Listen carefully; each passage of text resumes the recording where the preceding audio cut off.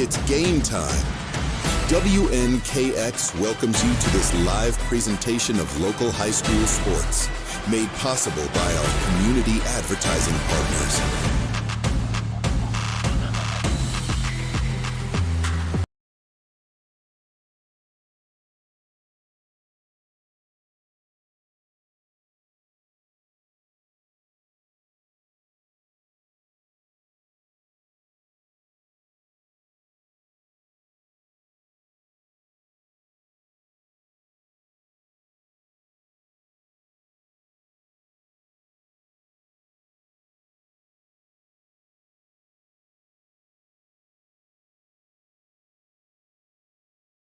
You know, it was just me with the headset on, but tonight I'm joined by my broadcast colleague, Sloan. Sloan, welcome. It's good to have you. Thank you, Josh. Good to be here today. I tell you what, you know, Sloan, you are an alumni of Hickman County High School. You played golf for this school. Of course, this school means a whole lot to you. So what are you hoping to see out of the Bulldogs here tonight? I'm hoping to see the Bulldogs right their path this season, get on the winning side, and get some games, win some games in a row. And I feel the exact same way. Now, last week, it was a tough showing for our Bulldogs. Last week there was a lot of penalties, a lot of unnecessary penalties, a lot of unsportsmanlike conducts, a lot of personal fouls. I mean, do you think Coach McDonald gave these players a lot of discipline this week to prepare them for tonight to cut out all those unnecessary losses of yards? Yeah, Josh, I think so. Like you said, last week we had a lot of one step forward, two steps back, and I expect us to definitely cut back on the penalties and the personal fouls, and hopefully turn the ball over less, especially fumbles today. And I think if we take care of those things, then we'll definitely put ourselves in a position to win the game. I'm with you 100%. Now, something so interesting from last week is the Hickman County Bulldogs had such a balanced attack. There was a fair share of passing, a fair share of running.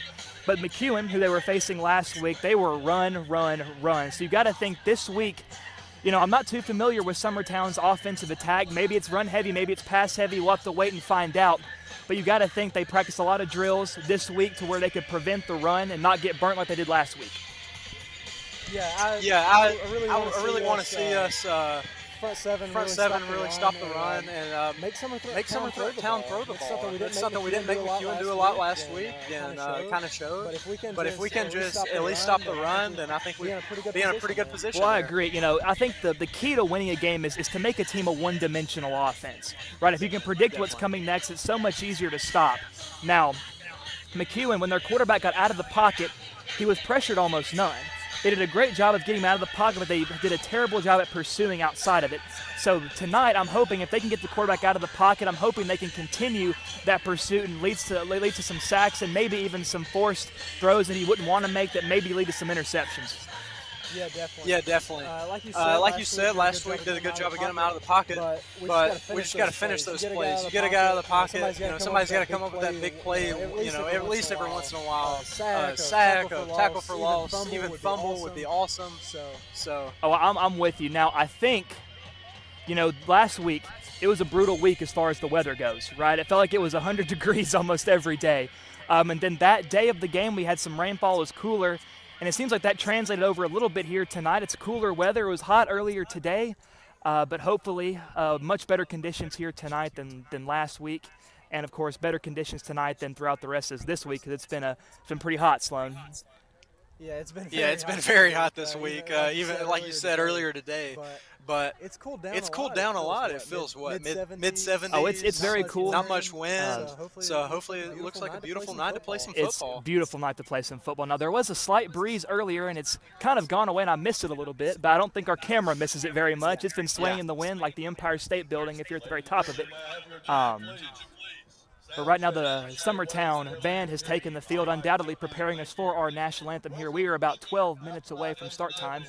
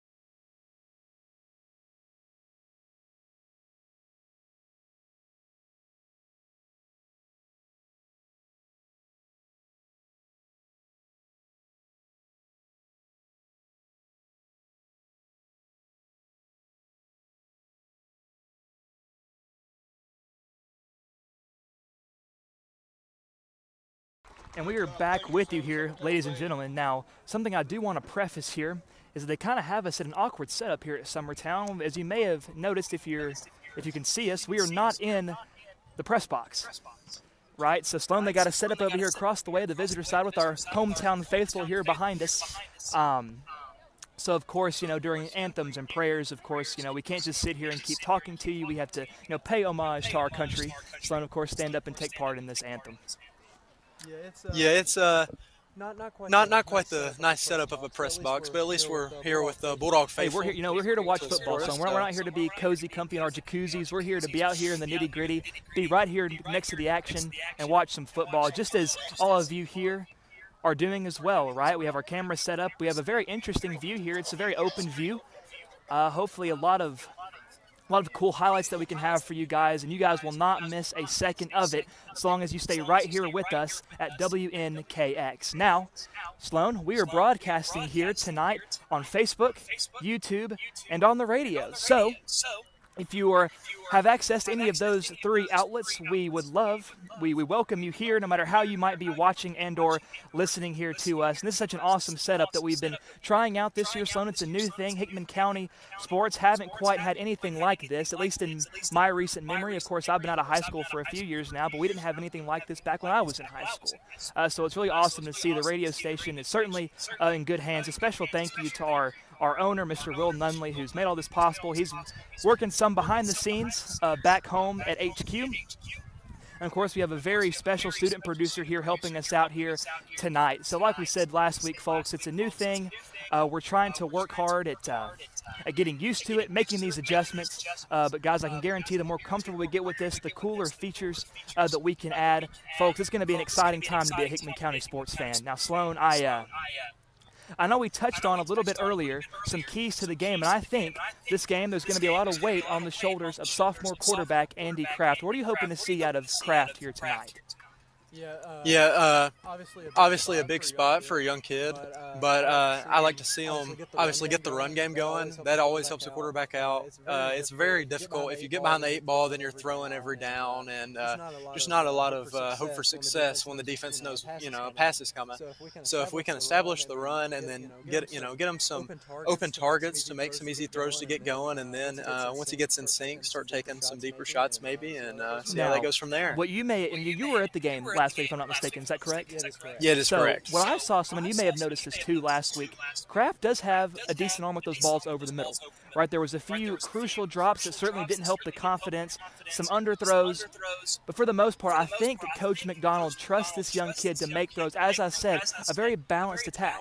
So I hope to see more balance here tonight. I want to see Kraft settle in, get comfortable.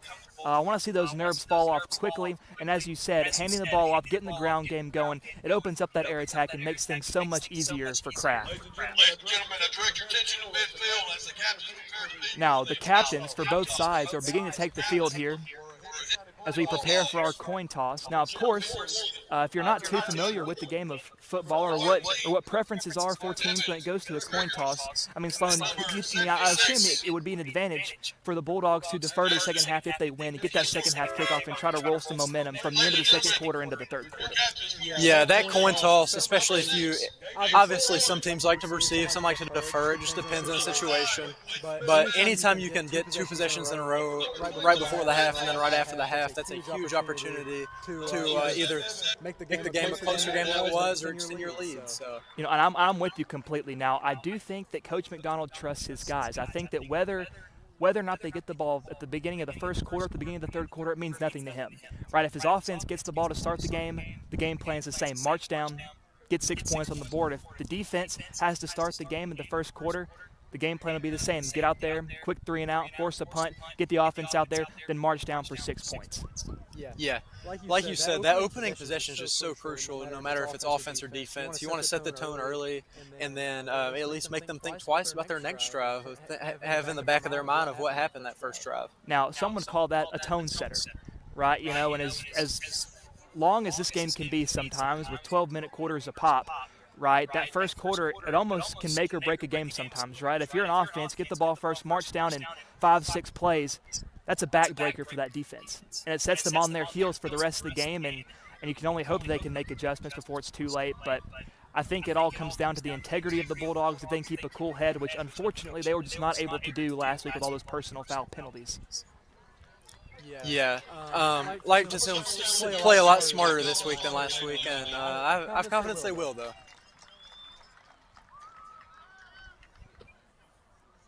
Now we are under 5 minutes to go on the clock. Of course, we are awaiting the entrance of Summertown. Of course, they have the cheer team out there. They have a lot of fans painted up in numbers. Isn't it fun to be here in this atmosphere, Sloan?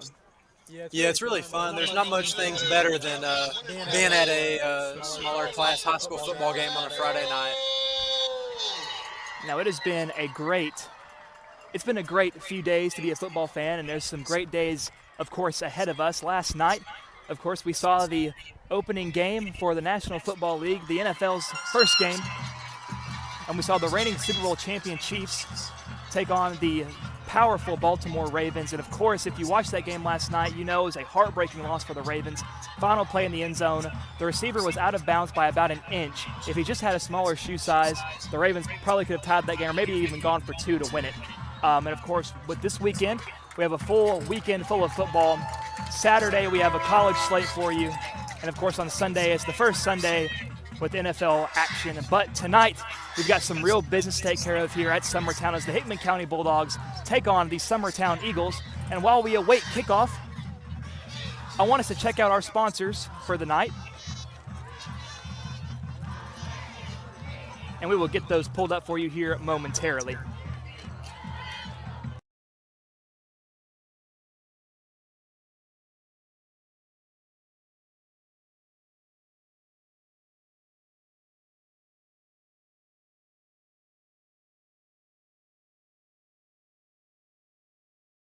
And our sponsors for this evening, as we said, folks, we have some new faces around here trying to get accustomed to the equipment here. But our sponsors here tonight, Meriwether Lewis Electric Company, so thankful for them, Ascension St. Thomas, Advocate Auto Body, Pizza Hut, Liberty Pharmacy, and McDonald Funeral Home. So many wonderful organizations that have been, truthfully, a core part of Hickman County living for some time, Sloan, and I know a lot of people that have been associated with these organizations, and they're such wonderful people. And folks, if you ever run into someone who's a part of these organizations, give them a thank you. Tell them how grateful you are, because this broadcast would not be possible without them. Now, we are getting ready for kickoff here tonight. The Hickman County Bulldogs will be kicking it deep to Summertown.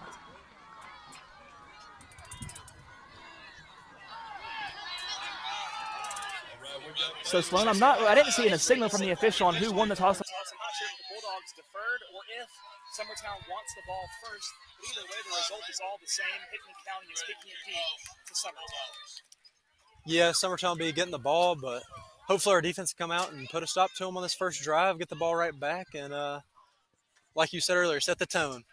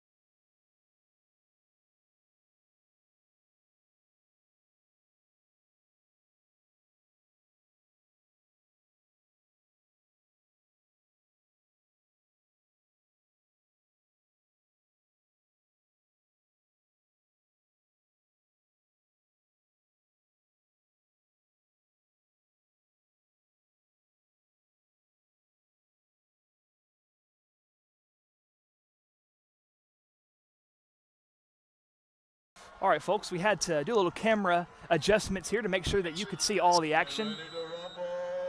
Now, unfortunately, my broadcast colleague Sloan O'Shell will be limited for his speaking capabilities because of how our setup is here. He's a little bit delayed, so we're sorry for any confusion or mix-ups that are happening here. But the opening kickoff by the Bulldogs rolls out of bounds at around the 10-yard line, so that will be a penalty, free kick out of bounds.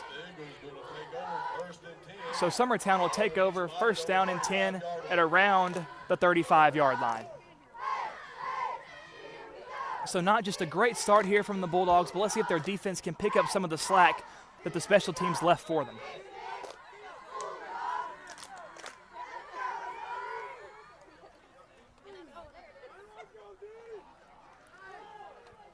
Summertown lined up, running back in the backfield. A few receivers out wide. The ball's handed up the middle. And he is met pretty quickly and taken down. Rolls out to about the 38-yard line. Only about a 2 or 3 yard gain. Second down and 7 or 8 now coming up for the Eagles. It's that pesky half-yard line. You can never quite tell if it's 7 or 8. It's one of the two. Now Summertown with some substitutions now on the field.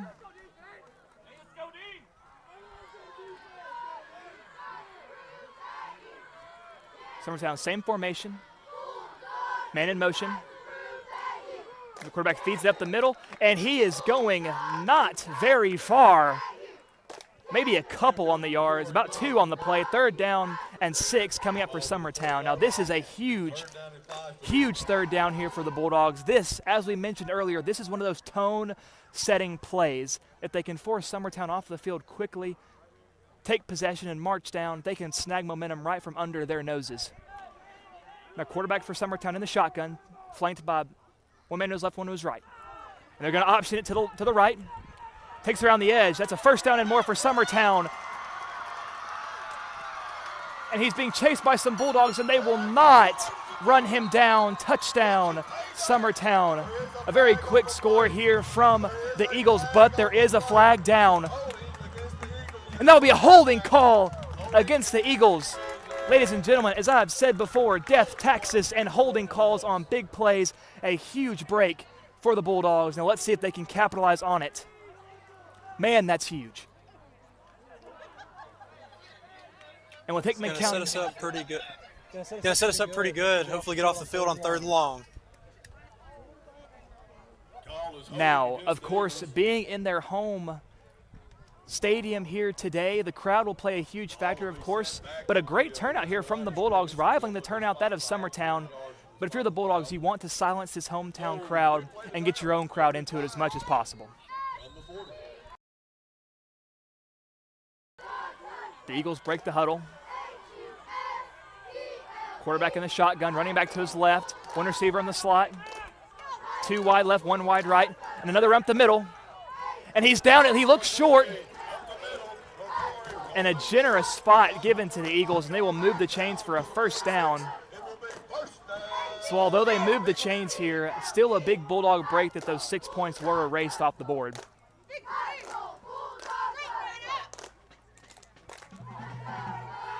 Never quite been in a position like this, have fans right behind me yelling in my ear. But, you know, it makes it feel more real, folks, you know, hearing the roar of the crowd, the passion these people have for these young men on the field. And it's the quarterback keeper on the read option, up the middle, breaks a few tackles. And he is ran down at the 20. And an excellent pursuit there by the Bulldogs, a touchdown-saving tackle. 2-yard line. Eagles will have it 1st and 10. With the Bulldog 22. 30-yard gain on that play.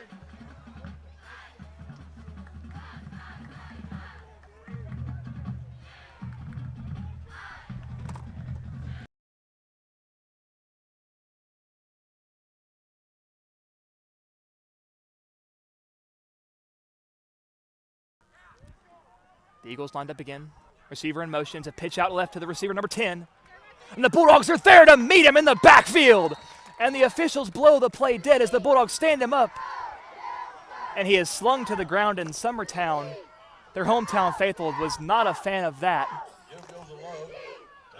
So about a loss of 2 or 3 on the play. 2nd down and long coming up for the Eagles. I don't believe they're quite in field goal range yet, but of course with these high school teams, you know, you can never be sure of how confident they are in their special teams. So 9 minutes to go in this first quarter. 3 receivers out wide right for the Eagles, 1 left, running back in the backfield, quarterback in the gun. Snap, quarterback keeps it, tosses out to the right, and it's dropped, and he's shoved down. No flag called on the play. He did have some momentum leading him to the receiver, so the referees certainly saw that. They're letting the boys play out here, and you got to appreciate that to an extent. Now, Sloan, what do you think about that? Do you think there should have been a penalty on that, or do you think the refs were right in the call? No, I don't see a penalty warranted there. I mean, it's a pass thrown behind the line of scrimmage. You can never be sure if it was forward or not, and he was already one step away, so I don't see a problem there. So McEwen, 3rd down and long, running back in the backfield. It's a pass over the middle. It is tipped, incomplete, and we thought from our angle could have been picked off, but not quite. But it will fall to the turf. 4th down and 13 coming up for the Eagles. And we have some substitutions trying on the field. Unsure if that's their field goal team.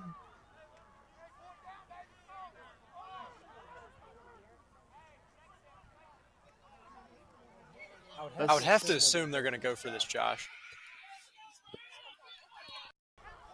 And they're keeping the offense out there. Quarterback in the gun. 3 receivers right, 1 left. Running back in the backfield. Rolls right. Bulldogs pursuit. Throw to the end zone. Batted down. Incomplete. And that is a Hickman County Bulldogs 1st down. What a play by that Bulldogs secondary. A great play there to bat that ball down. And really a smart move not to pick it off because with the field position there. So what a great play by the Bulldogs secondary there. So, folks, while we have a break in the action, I want to remind you of the new setup we have here, made possible by WNKX. A big thank you to all those that have made this possible.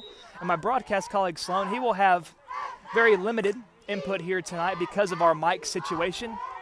So if you hear some delayed commentary on his, then we do apologize for any inconveniences. First offensive play from the Bulldogs is a run play that nets them a loss of about 1 or 2 on the play. Not a great start offensively for the Bulldogs. But we'll try to get Sloan to have as much input as possible.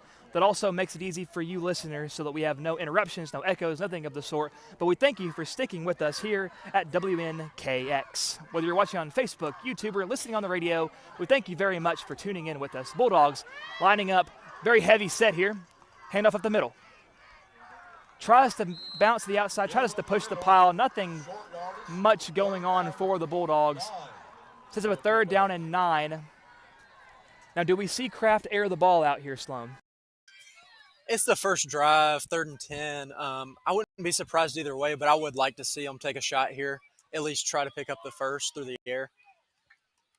Now, I think part of the game here, you got to have a little bit of aggressiveness, right? If you play too conservatively, especially early in the game, I believe you're setting yourself up for failure. With the Bulldogs, another heavy set. Play action. Kraft dropping back. Fires the corner route. Caught by Fulks. Number 17 with a catch, and he has ran out of bounds at the 43-yard line. Man, what a play, and the Bulldogs needed that one on their first drive of the game. A great ball from Kraft, beautiful spiral, put it right where he needed to, led his receiver, and a great snag by Fulks.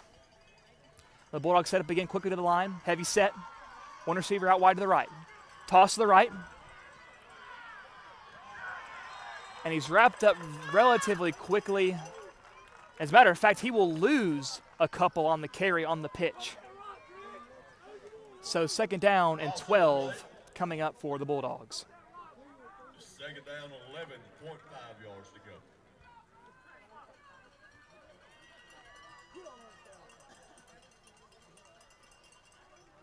Now Hickman County, no stranger to 2nd, 3rd and long plays. We saw that on the last few plays we just saw, but they were able to dig out of the hole. I'm curious to see how they do it this time. Bulldogs in the power set here. Fullback dive up the middle. And the pile pushes a little, but ultimately he is thrown back, maybe to the line of scrimmage. He might have gotten a yard. The referees will give him a yard on the play. 3rd down and about 10. Now it comes for the Bulldogs. And now it's certainly a passing situation here for the young sophomore, Kraft. Yeah, if they could run something like that little corner route while ago right to past the safety and get that in, that'd be awesome. And they're going deep. And still going to caught! And a big stiff arm. And he has run out of bounds. If he had a few more steps in, that could have potentially gone to the house. But a great play from the Bulldogs. Another great ball and a great catch over the defender. This Bulldogs passing game is looking so strong here from Hickman County. The run plays not so much, but maybe they need the passing attack to open up the run game.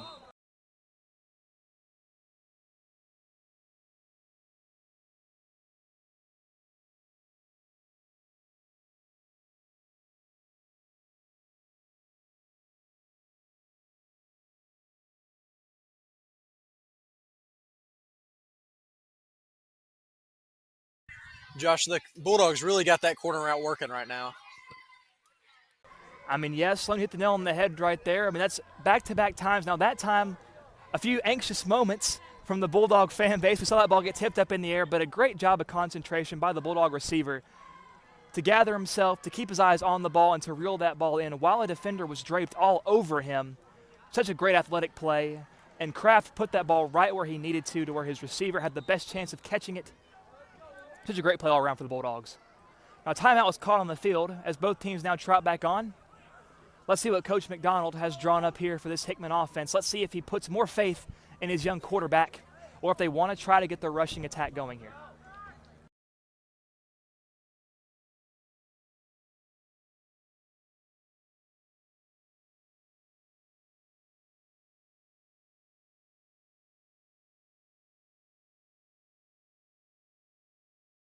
There's the snap. Kraft rolling left. He's going to tuck it and keep it. He's hit by 3 Eagles. And that was a tough hit. You never want to see your quarterback take those kinds of hits. And he'll lose a couple on the quarterback carry.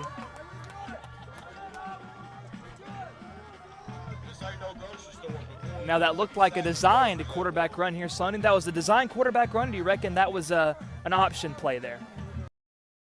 Yeah, it looks like a design run, Josh, but these days with the RPO, you never can really tell. But I'd say he was at least had strong intent to keep that one.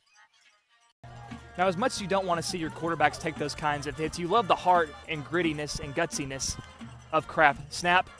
And it's a reverse play. It's a little end around. And he gets the edge. A few tackles broken. And a nice substantial gain here by the Bulldogs. Now, a lot of east and west running and not enough north and south on that last carry. So a nice job of evading the tacklers when you get a few positive yards, but still a 3rd down and 8 to go for the Bulldogs. So these 3rd and long situations, you've got to think Summertown has to be preparing for the pass here. But Kraft has been on point with those corner routes. Let's see what they draw up here. Do they put the ball in Kraft's hands, or do they try to catch him off guard with a 3rd and long run play and then try to set up a 4th down conversion? Kraft, the lone man in the backfield. 2 receivers to the left. Receiver in motion. Kraft keeps it. Darts up the middle. And a great carry by Kraft. And that will be a Hickman County Bulldogs 1st down as they move the chains. And Kraft was able to surge his way down to the 29-yard line as they near closer and closer to the red zone. Yeah, that was some really impressive patient running by Kraft there to make a few jukes and make a few missed tackles. Now, at this young age, it's so hard to be patient, but Kraft did a great job at following his blockers and letting the holes develop there. So Kraft in the gun again, running back to his right. And the ball is juggled at the line. Oh.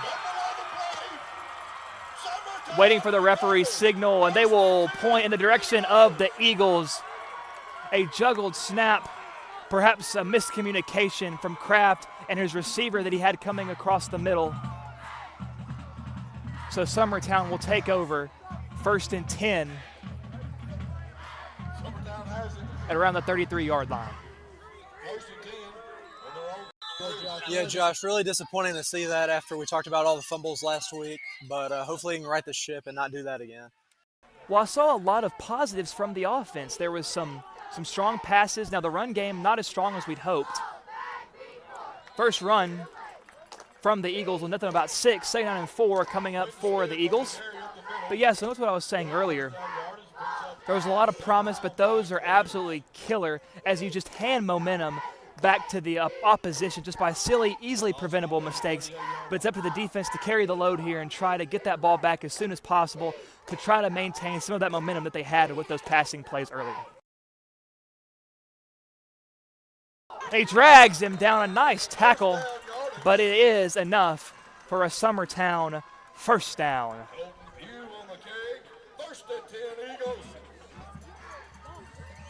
That was a pretty solid carry there from Summertown. That'll net them a 1st and 10 at around the 43-yard line. That option now, Josh, can't tell if it's a triple option or just a speed option or what, but it's really working for him. On those plays, too, they could be so deadly because I don't know if they're going to keep running to the right, a quarterback keep him, or if he could even roll out and throw a bootleg pass. The first down carry from Summertown. That's done about 4 on the carry. 2nd down and 6 on the way. 5 yards. 2nd down 5 for the Eagles. And the final spot will have him marked at the 48, so they'll give him a 2nd down and 5 here with 2 minutes, 43 seconds to go in this first quarter of play. As the Bulldogs make some substitutions here, definitely some much-needed substitutions, as that's the danger of the run attack, right? It can drain your defense, wear them out, get them on their heels. Snap, quarterback in the gun, up the middle. Looks like a trap play there. And that is a big carry from the Eagles that keep momentum on their side. And that is yet another chain mover, another first down for the Eagles. And much like McEwen last week, the run attack is absolutely killer. Now, Sloan, I want to see these Bulldogs begin to stack the box, begin to anticipate those runs. We also need some more speed on the edges, right, in order to prevent those speed option plays. Yeah, Josh, we just got to pretty much just make the right decision on the pitch man or not. Like, somebody's got to be there, take the pitch man and the quarterback just to prevent them from getting to the edge. And hopefully, at least when they do, we stop it. And snap, another run play. The quarterback will keep it, and he is met immediately at the line of scrimmage. But he will roll forward for a couple of yards. Stay on an 8 upcoming. And that was such a huge hit at the line of scrimmage, but that was admittedly, I got to give credit where it's due, a nice, powerful carry there from their quarterback to drive forward and get at least a few on the play on what looked like could have been nothing.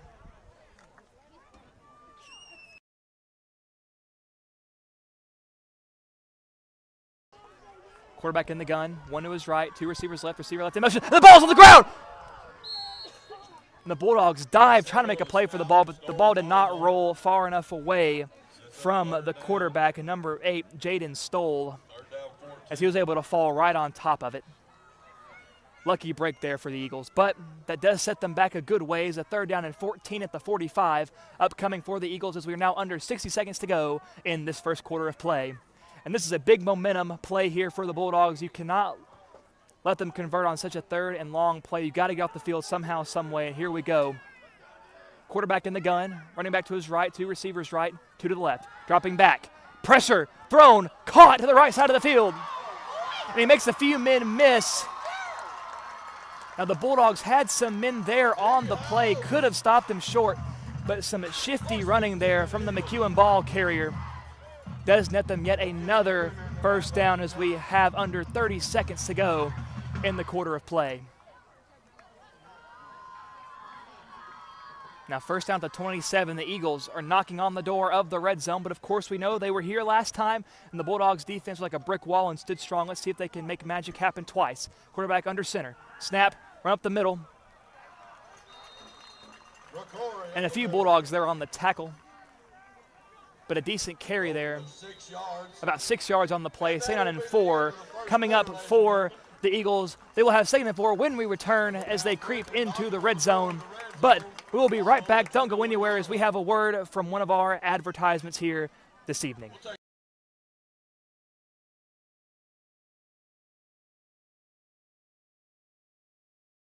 Pizza Hut, you owe Chicago an apology. Tavern style pizza is our thing. Why couldn't you be happy with deep dish like all the tourists? That's good. And you just had to make it so crispy and delicious. It's perfection. They put the toppings all the way to the edge. It's cut in the shareable square. That's delicious. What's your deal, Pizza Hut? Your secret's out, Chicago. Try any of our large Chicago tavern-style recipes for just $12 each. Hey, Pizza Hut, you owe Chicago an apology. Sorry, Chicago. No one out pizza's the Hut. Apology accepted. And we are back here, ladies and gentlemen, here at Summertown. Once again, we are behind enemy lines as we prepare for the second quarter of play. 0-0. Neither side has been able to find the end zone. Some decent defense being shown by both sides. Of course, the turnover by the Bulldogs, they were marching down the field, was such a momentum killer. But, of course, plenty of game left. So far, there's been no harm, no foul, so let's hope this Bulldog defense can stand strong just as they did last time. Now, the Bulldog defense and the Summertown offense trot onto the field. So let's see what the Bulldogs have here. Let's see what Coach McDonald has for this defense. Let's see how he game plans this Summertown offense that has been killing them with the ground attack. McEwen's quarterback, Summertown's quarterback under center. It's a little end-around play there. Has some room, makes some in miss, but a nice tackle. Preventing a lot more yards than what could have been. And he'll get a few yards on the play, not quite enough for a first down. 3rd down and inches to go for Summertown.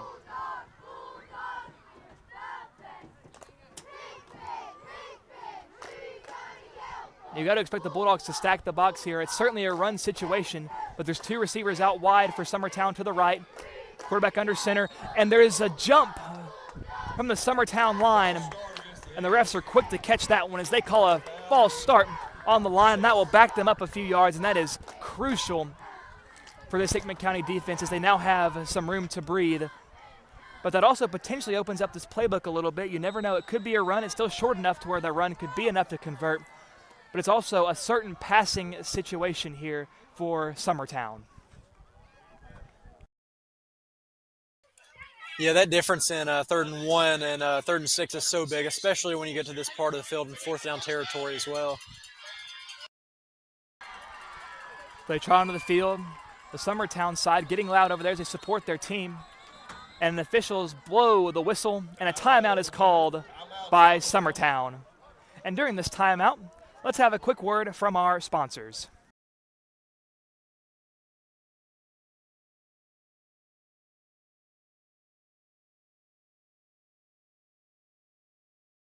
WNKX would like to thank these community partners for helping to make tonight's broadcast possible. Ascension St. Thomas Hickman Hospital, Pizza Hut of Centerville, McDonald Funeral Home, Advocate Auto Body, Liberty Pharmacy, and the Meriwether Lewis Electric Cooperative.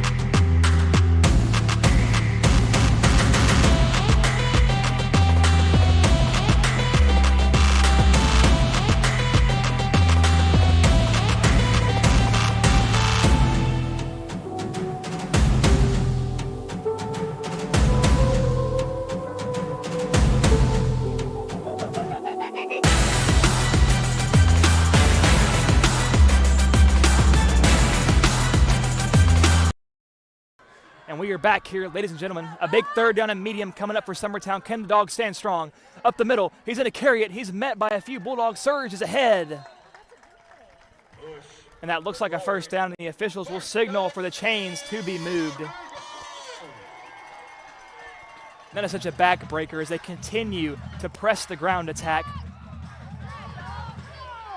Eerily similar to the McEwen game last week.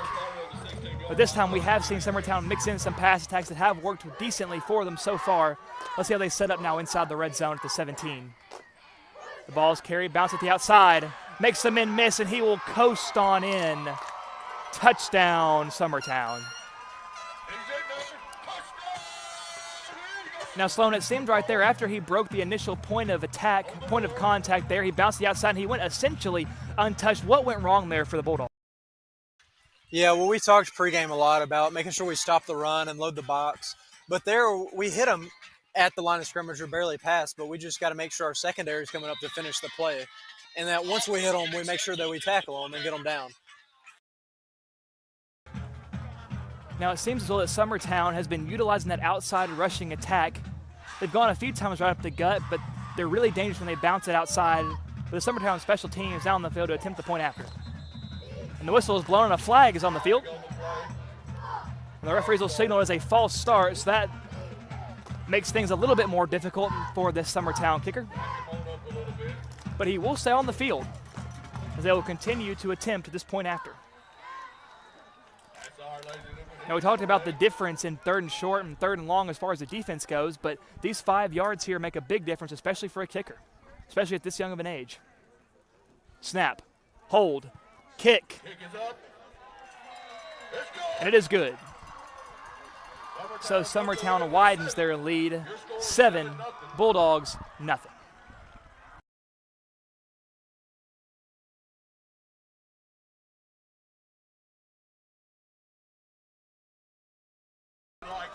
And folks, some fireworks have gone off here. I did not realize that Summertown will be providing fireworks here tonight, Sloan. They must really take football seriously here, this program. You know, you got to appreciate some passion, even if it's not your own guys. You know, it's just appreciate the game of football in and of itself, to have these guys that love the sport so much. You want to take it as seriously as possible, because you know what the future holds for these guys.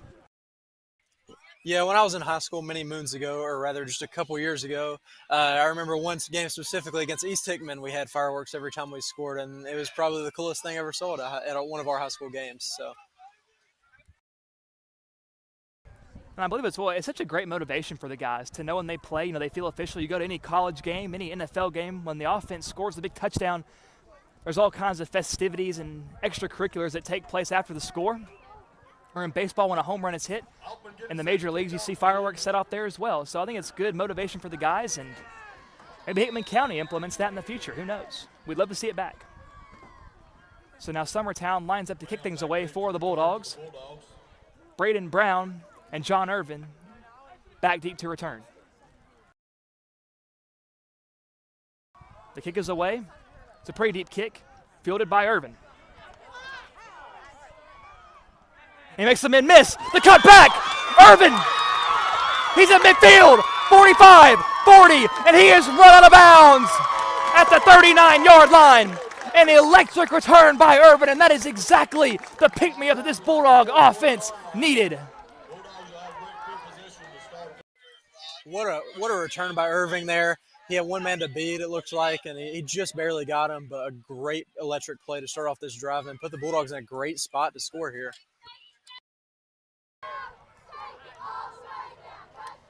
And those plays, right, those returns sometimes make or break a game occasionally, right? We see them, it's the little things that add up in football games, and hopefully that's something that goes to help swing things back to the Bulldogs. Kraft rolls left, passes, complete, and he is hit immediately and driven back, and that is a big hit. We're waiting to see the spot to determine how many yards they'll give him. It looks like about 2 on the reception. So a lot of theatrics there on the hit, but ultimately there were still positive yards to gain. Thank goodness for forward progress. And they'll give him about 3 on the play, as a matter of fact. 2nd down and 7 coming up for Hickman County. And those little things right there help boost the quarterback's confidence. Those little completions help boost the percentage a little bit, and hopefully sets him up to start airing things out just a little bit more to get himself calm, cool, and collected. The Bulldogs line up. 2 receivers to the right. 1 in the slot to the left. Running back in the backfield alongside Kraft to his right. Kraft in the gun. Snap. Play action. He's going deep. And it's caught. That's a first down catch. Folks had a man all over him, and he still makes the play, but there is a flag on the field. Let's see what the officials have to say. And they're pointing Hickman County's way. And they're going to call an ineligible receiver on the play, and that is such a killer for the Bulldogs. Yeah, that really hurts there, Josh. A great play by folks with a defender right on his back, and he still makes a catch and ineligible receiver downfield. I didn't see it, but it really hurts the drive. You know, it's so easy to turn our eye to the officials, but you know, those are the guys that are right there. They got an up-close view of the action here. So you got to take their word as the truth, even though sometimes we like to disagree. But let's see how the Bulldogs can. And they're going to run the ball, keep it on the ground here. And he has a move, makes a man miss. Darts through a hole. He's still going.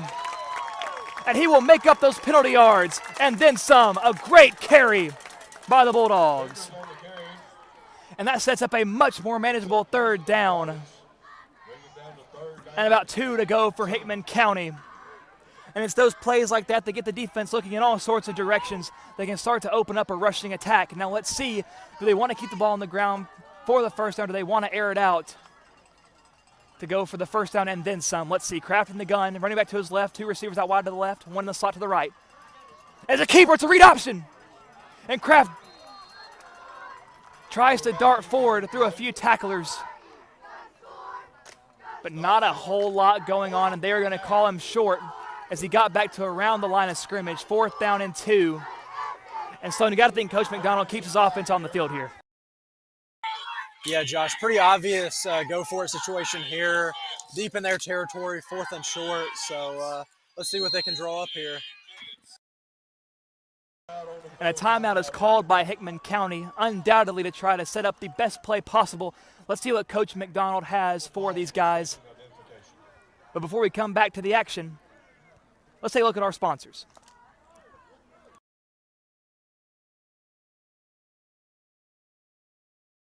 And folks, this broadcast here at WNKX would not be possible were it not for these sponsors that you see on your screen if you were watching on Facebook or YouTube.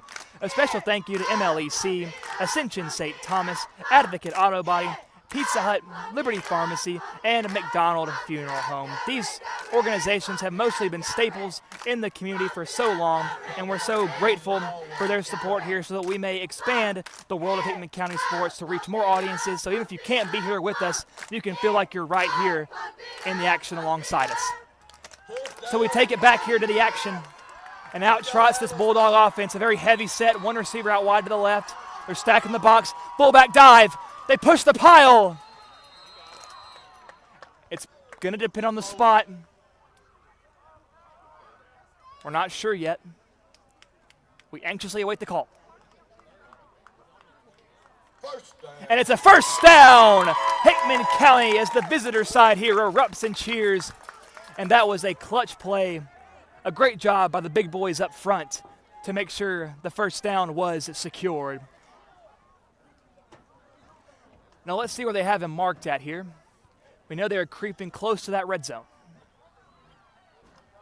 They'll mark him at the 30. So just a few yards shy of that red zone. So that's what they draw up here on first down. 2 receivers out wide, 2 to the left in the slot. Kraft in the gun, running back to his right. Snap. Kraft rolls right. He keeps it. He's got some room. Kraft cuts upfield, lowers the shoulder. And a great carry by the young quarterback, Andy Kraft, sets up a second down in inches.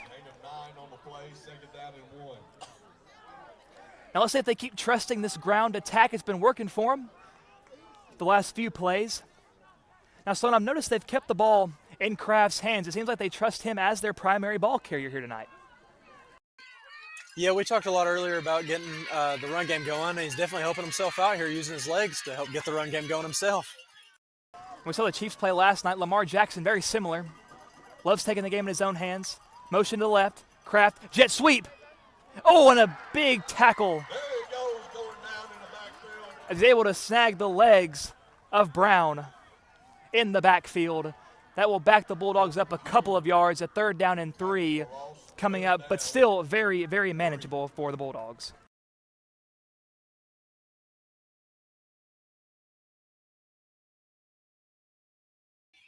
Looks like he had about one guy to get around on the edge, and that was just a really good tackle by Summertown there. Well, as we've said, Sloan, you got to give credit where it's due. That was a great open field tackle, potentially even a touchdown-saving tackle. Kraft back in the gun, the lone man. Never mind, they have Urban in the backfield with him to his left. Receivers bunched in the slot. Snap. The sweep again. Some good blocking. And he gets around the edge, and that should definitely be a Hickman County first down, and they will move the chains as they enter the red zone. And they are getting closer and closer to the goal line. And after that demoralizing drive from Summertown, marching it down the field and scoring, this is a big drive for the Bulldogs to answer here, to try to steal some of that momentum back that Summertown probably thought they had secured. But you can never count out these darn dogs. Kraft in the gun once again. One man to his left. Receiver out wide to the right. The rest of them bunched up close. Snap. Play action. Kraft keeps it. Looking. He'll tuck it and run. Up the middle. And it didn't look like there was a whole lot there, but Kraft, very shifty, makes something out of nothing and gets about 3 yards on the play. So a 2nd down and 7 upcoming for the Bulldogs.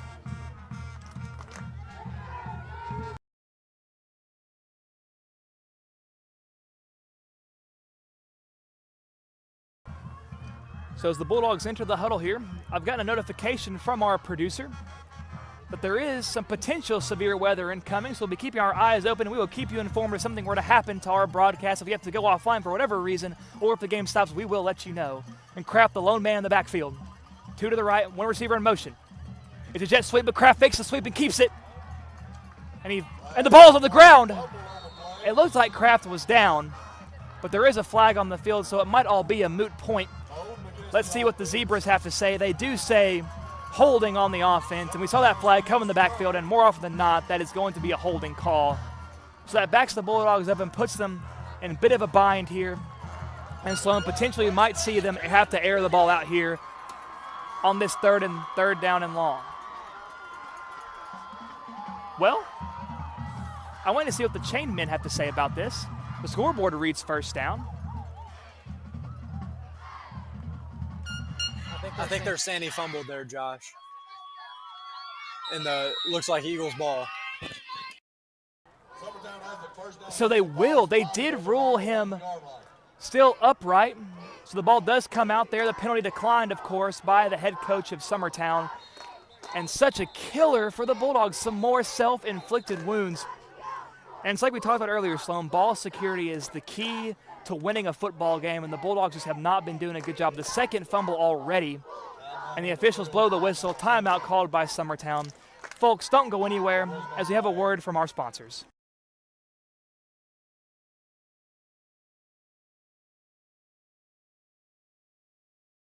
We're back in just 1 minute. WNKX would like to thank these community partners for helping to make tonight's broadcast possible. Ascension St. Thomas Hickman Hospital, Pizza Hut of Centerville, McDonald Funeral Home, Advocate Auto Body, Liberty Pharmacy, and the Meriwether Lewis Electric Cooperative.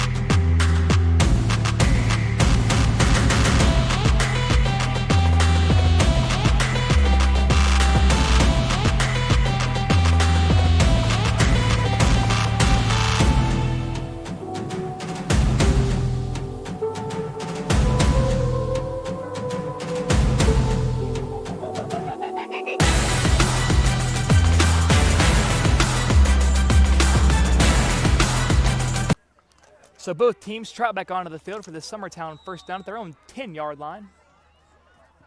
But the Bulldogs do have some decent field position on defense here. Let's see if they can make use of it. Man in motion, quarterback under center, dropping back, looking, fires deep, has the man wide open. Irvin in pursuit. And he could not catch him. And that is an 89-yard touchdown for Summertown. Now, Sloan, what went wrong there? What busted coverage did we see there? Yeah, so Josh, I wasn't watching if it was zone or man, but looks like on the fly route, he just outran everybody down the field. Maybe got sucked in as much as Summertown's been running the ball. Is trying to stop the run, but as these fireworks go off again. But probably got sucked in by the possibility of the run, and then he just beat everybody down the field on the fly, and there was no catching after that. Well, we see so many examples of that in the modern game of football. We have the rookie Xavier Worthy, who got drafted by the Chiefs, absolutely torched the Ravens last night. And, of course, star receiver Tyreek Hill for the Miami Dolphins. Those guys are examples that speed kills. And sometimes you don't have to be the best route runner, but if you can outrun your man, then you're going to see that every time. The PAT is up, and it is shanked. Wide left, no good. So at least something goes right here for Hickman County. But a big passing play there by the Eagles put them up 13-0.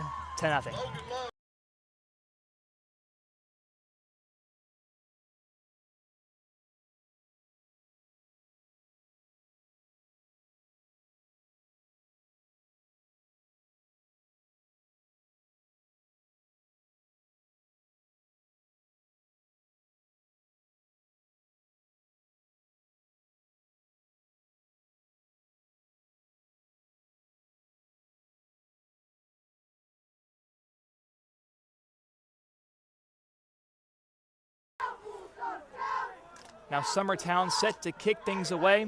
The speedy John Irvin and Braden Brown back deep to return for Hickman County.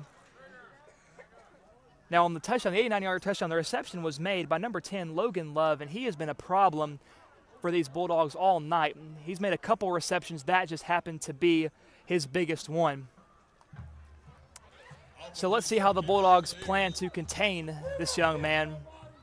Perhaps they try to go more of a zone approach, have some men back deep to prevent anything over the top, while also trying to keep 4 up front, maybe a nickel look.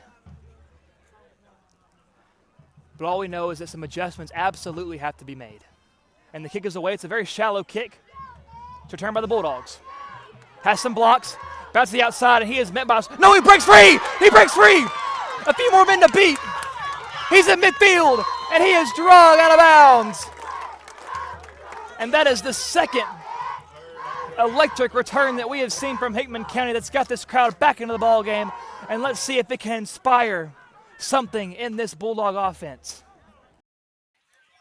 Yeah, Josh, the Bulldogs special teams is really doing some good right now for them and putting them in some great field position. We just got to get the ball down the field, which we've done a decent job of, but just got to limit the turnovers and finish some drives. Now Kraft had a brief meeting with Coach McDonald, trots back into the huddle. Let's see what Coach McDonald has drawn up here. Will they rely on the air attack? Of course, just under 4 minutes in the half, so no need to rush here. They have plenty of time to put some points on the board here before halftime. Kraft, the lone man in the backfield. Snap, QB draw, he keeps it. And Kraft, some nice moves there, but not a whole lot going for the Bulldogs. About a yard on the play is what they'll give him. 2nd down and 9 for the Bulldog offense. So once again, we see a lot of relying on the quarterback Kraft for their run game. So Urban to his right, Kraft in the gun. Snap, play action over the middle. In and out of the hands of his receiver. Incomplete, perhaps a little bit behind him. There's a very small window to throw that ball. Kraft did the best with what he had. But if it hits the hands, it has to be caught. That's just a general rule of thumb there, Sloan. Yeah, Josh, you really got to help your quarterback out there, especially in you're already down 13 points, and you got to make sure you're making every play that you should make, and then you probably have to make a few that maybe you don't always make, but you make some of the time to get back into this game. So 3rd and long coming up now for the Bulldogs. Kraft in the gun. The lone man back there. Snap, looking, firing, caught by Urban out wide. He's got some room around the edge. Surges forward. And that spot will be plenty for a Hickman County first down, a big chain mover from these Bulldogs.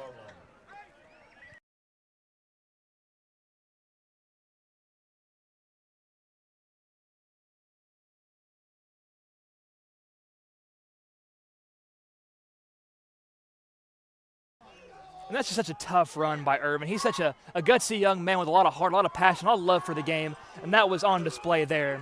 So Kraft once again by himself in the shotgun. Snap, dropping back, looking to throw. Over the middle, caught!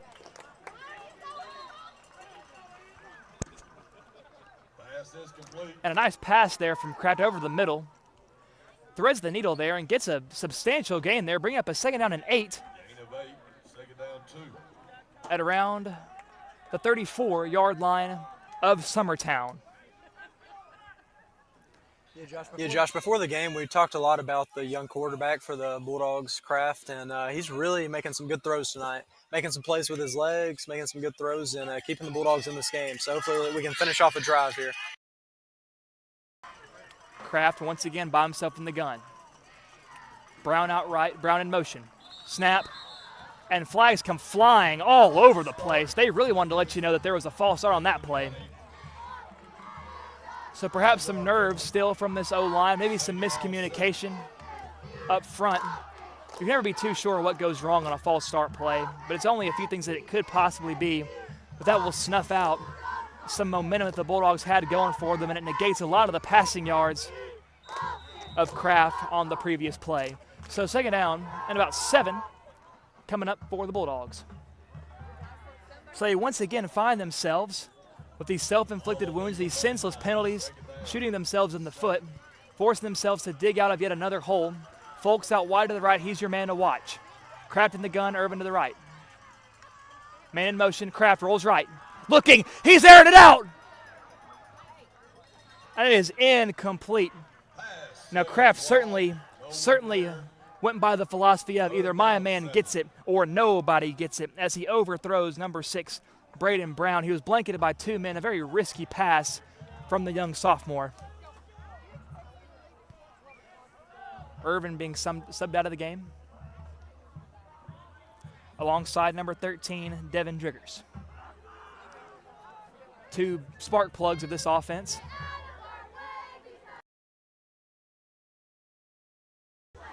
We have about a minute and a half to go here in this first half. So the Bulldogs, since they deferred, they can take all the time in the world here to try to score. Now John Michael Lewis in motion, goes out far wide right. Let's see what they have. And a flags fly from all over the place. And he throws it deep over the middle. And it's incomplete. We got 2 flags on the play. An incredible effort by number 23, Hayden Wilkins. Almost had a big reception there. The Bulldogs tried to catch the Eagles off guard with these motion plays here. Lined up all sides against Hickman County. But nothing going. Decline that penalty, be 4th down. And perhaps an illegal formation call on Hickman County. And that's what it'll be.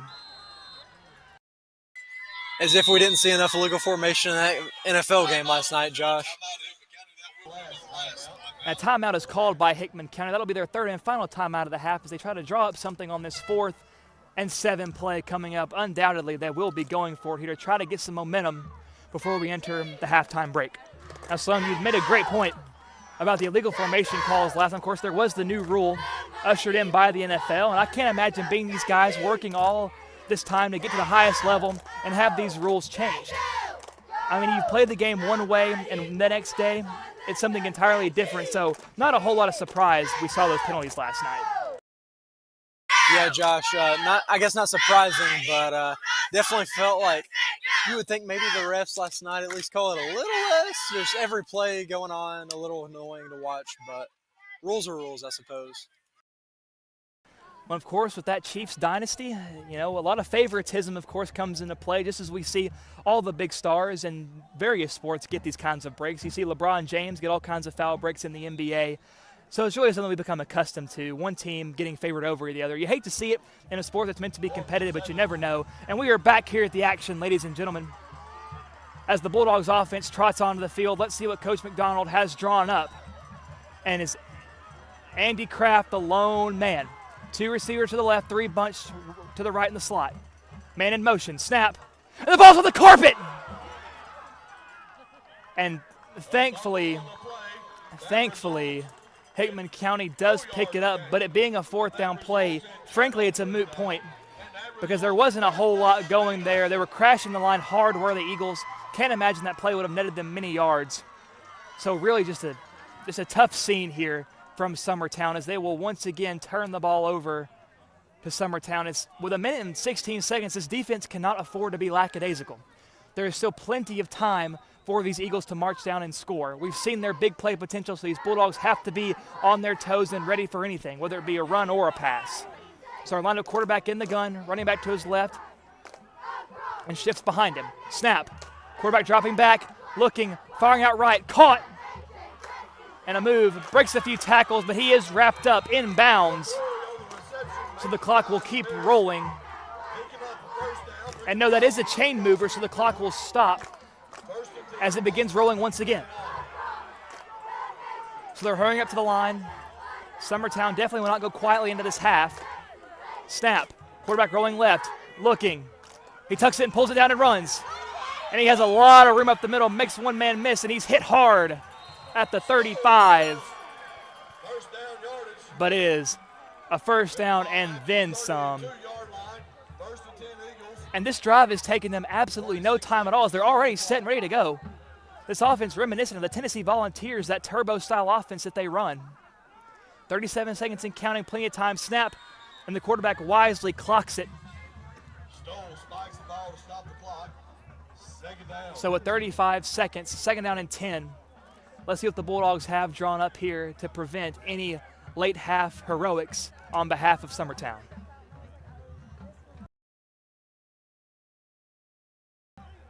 and some substitutions on both sides of the ball.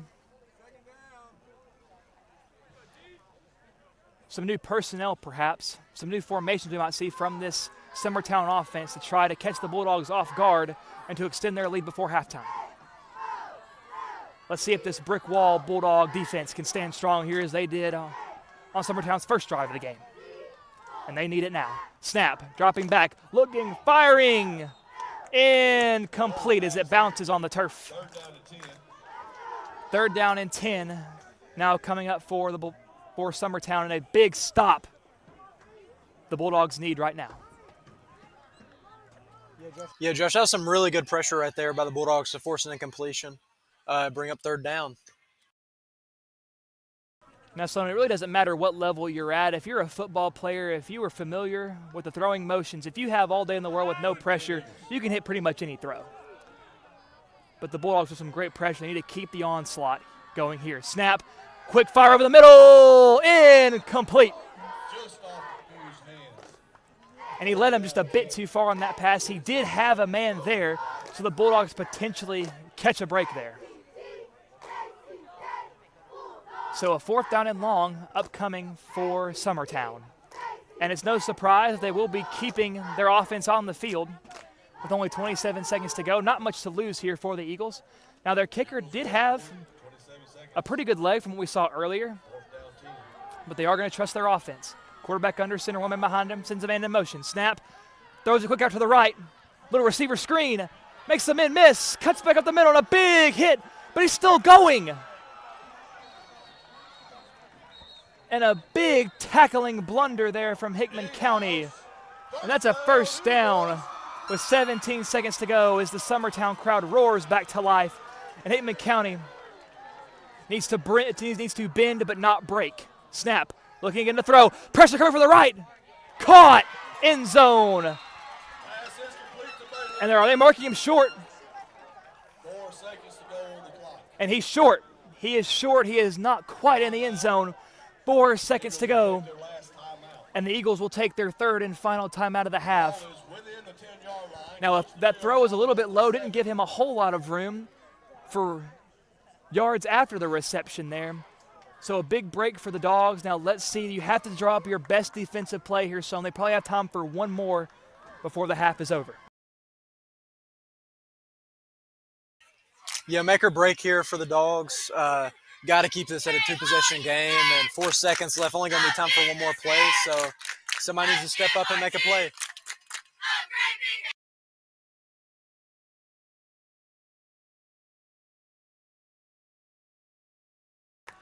So the Dog defense trots back onto the field as we see a lightning strike here at Summertown. And Sloan, it goes what you said earlier, who wants to make that play? Who wants it more? And we know this Bulldog defense, there's plenty of men out there that love this game, that want to make the play for their school. So let's see who it's going to be. Who wants to take matters into their own hands and keep these Eagles out of the end zone? And no, their field goal team will trot on here to tack on through. A smart call here, I believe, by the Eagles. The snap. The snap is botched! The snap is botched! And he is wrapped down after he picks it up. And he will be going nowhere. And the bad snap gives the Bulldogs a big break going into the half. And with the Bulldogs receiving the second half kickoff, maybe, just maybe, some big halftime adjustments can be made by Coach McDonald and the rest of his coaching staff to give the Bulldogs some much-needed momentum. They have to start off the third quarter with some points, no doubt. But folks, do not go anywhere. This has been the WNKX broadcast. I'm Josh Copley alongside Sloan Rochelle. We will return briefly. Do not go anywhere.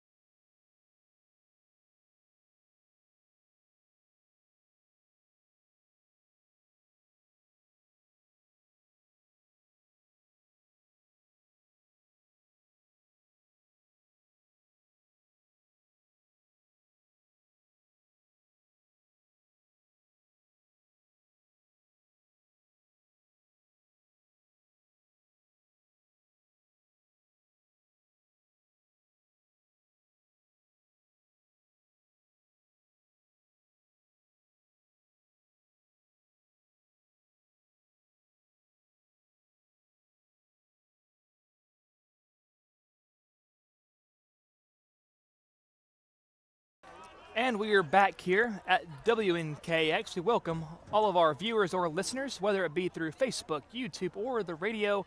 We're so happy to have you here as we are around 4 minutes away from the second half kickoff. As a reminder, the Bulldogs will be receiving the second half kickoff, so certainly a big opportunity there to get right back into this game. It's only a 13-0 game, only a 2-score deficit, and you can never count out those gosh darn dogs. Now, Sloan, the first half was kind of sloppy. We saw a couple turnovers. We saw some defensive lapses, but we did see some promising plays. We saw some nice throws by the quarterback Kraft that we didn't quite see last week. So maybe they're starting to trust him a little bit more. We're starting to see him use his legs a little excuse me. We're starting to see him use his legs a little bit more. So it really seems like he's really starting to find his identity as a dual threat quarterback. So Sloan, we saw what happened in the first half. What are some things you think we need to see going forward in the second half? Yeah, Josh, it all comes back a lot to what we talked about pregame, especially limiting mistakes. Now, we haven't had personal fouls like we did last game so far, and hopefully we can keep those away like we have so far. But the fumbles are killing us. Fumbles killed us last week, and there's been 3 separate occasions where a fumble has stalled our drive. Whether it be, we obviously lost 2 fumbles in the red zone, I believe, both of them. And then obviously on the 4th down, we fumbled. And even though we picked that fumble up, that fumble caused us not to have a chance to pick up the first down on 4th while we were driving deep in their territory. So gotta take care of the football. If we're going to have a chance to win this game, we got to. But like you said, it's still a 2-score game. And the bobbled snap on their field goal to end the half was a massive play. Didn't really like that call personally. If it would have been us, I'm glad that Summertown elected to kick it. But, I mean, if you make it, it's still a 2-score game, and there's just high school kickers and holders and stuff. You just bring so much into it, and they're on, like, the 4-yard line. But great stand by the Bulldogs, and need to get the ground game going a little bit to start this half. Really haven't been able to do that a whole lot so far, but get that going and open up the pass game and take some shots. I'm really glad you mentioned as well, of course, the turnovers, and you didn't only touch on the fumbles that we lost, but also the fumbles that we've recovered, right? It's very easy to overlook those that we recovered because, well, we still had the ball, so it's really no problem at all. But in reality, I mean, there's only a few things that make the difference between an offensive fumble recovery and a defensive fumble recovery, and you can even chalk it up to luck that we've gotten those footballs back, right? So it's of utmost importance that we take care of the ball in this half because we've seen, I mean, this last half we've seen it. We saw the Bulldogs march down the field. They've gotten in the red zone multiple times. They just cannot capitalize. They cannot finish a drive to save their lives, Sloan. It's been very frustrating to watch, so I can't imagine how it feels to be those players, how it feels to be the coaches after putting these plays into work there, but just nothing able to come of these red zone series. But a lot of football left to go. Of course, I had the privilege of being the PA on the middle school game last night. Of course, the middle school team won big, 30-12 yesterday against the Clarksville Academy Cougars. So, of course, a great night for Hickman County last night. But there's still plenty of time tonight to make it a great night for Hickman County. But, of course, depends on how bad this offense wants it, how bad the defense wants it. Yeah, Josh, I'm glad you brought up the fact that we've moved the ball extremely well tonight. I've been very impressed with how we've moved the ball as a team. We've ran it well at times, in spurts, and then Kraft has been impressive tonight. And we've gotten the ball down the field. We just have to finish these drives. We can't keep stalling. I don't believe we've punted yet tonight, which is obviously a good thing, but so far it's been all for naught with the 0 points on the board. Well, Sloan, it's like me and my buddies always say when we play football video games, punting is merely a suggestion, right? And that's how these Bulldogs like to play football. Like, they want to keep the pedal all the way to the floor, pedal to the metal. They want to keep the offensive series alive. They don't want to forfeit any form of possessions because I do think at the end of the day they do have confidence in this offense. They know they can move it. They've seen sparks. It's just a matter of consistency, right? And that's true for all matters of life. Whatever it is you want to pursue, you have to be consistent in that. And here at this football game, it's no different. Yeah, Josh. Very interested to see how we come out after the half. What kind of adjustments were made. What we can do to finally finish off those drives and to continue to get some stops because the defense has played rather well, especially considering basically half their points have come on one busted play by our defense on the 89-yard touchdown reception. But if the defense can just keep up what they've done pretty much the entire time besides that and at least keep them out of the end zone, then I think and the offense can obviously finish some drives, then we're going to be right in this thing. And it's only 13 points, so obviously 2 drives and we're right there. And of course, this Summertown offense, they aren't perfect, right? We have seen, as much as they've had some big plays, they've also looked a little shaky themselves, right? Or else they would have scored every drive, but they have had some big fourth downs where they've tried to convert, but they weren't able to, right? So I don't believe this Summertown offense is invincible. I think the Bulldogs have every capability of stopping them. But that remains to be seen as we are now under a minute to go before the second half kickoff. And once again, I want to cover some formalities. Once again, a big thank you to all of you tuning in here, whether it be on our Facebook, YouTube, or on the radio here at WNKX. And before the kickoff, I want to give another big special thank you to all the sponsors that made this broadcast possible. Thank you to MLEC Meriwether Lewis Electric Company. Thank you to Ascension St. Thomas. Thank you to Advocate Auto Body. Thank you to Pizza Hut. No one out-pizzas the Hut. Thank you to Liberty Pharmacy and to the McDonald Funeral Home. These organizations, as I've said, have been great staples in our community and have impacted so many lives, and we're so thankful for them because without their sponsorship, this would not be possible. And the PA announcers come over the speakers here at Summertown, and I believe we're about ready to start this second half of football. And now, folks, I do want to cover some housekeeping things here. We were looking at and monitoring our radars here that we have, keeping track of the weather. And if there is any big storms that move in our way or any rain at all, we do want to take care of our equipment because, as I mentioned at the start of the broadcast, we have been set up in bleachers here. There was apparently no room for us in the press box, supposedly. But that's okay. You know, here at Hickman County, we're very good at adapting. We make things work because we're Hickman strong. But here we are in the bleachers, still watching football, still having a great time, still thankful for all of you. And my buddy Sloan here, who's my broadcast colleague, there might be a time during this broadcast he might have to step away. And when he does, I will let you know when that happens. But a big thank you to Sloan for joining me here in Summertown. An hour-long drive outside of Hickman County, and of course, not a whole lot of scenery between here and Hickman. Isn't that right, Sloan? Yeah, Josh, I didn't recognize much at all on the way here. Maybe not like anything, but and Summertown itself isn't that big. I've played golf here a couple times, but not a whole lot to see. Well, Sloan, here we go. And the second half is underway as it's booted away. Takes a skip, fielded by Brown. Brown breaks a tackle. And he is met by a swarm of Eagles.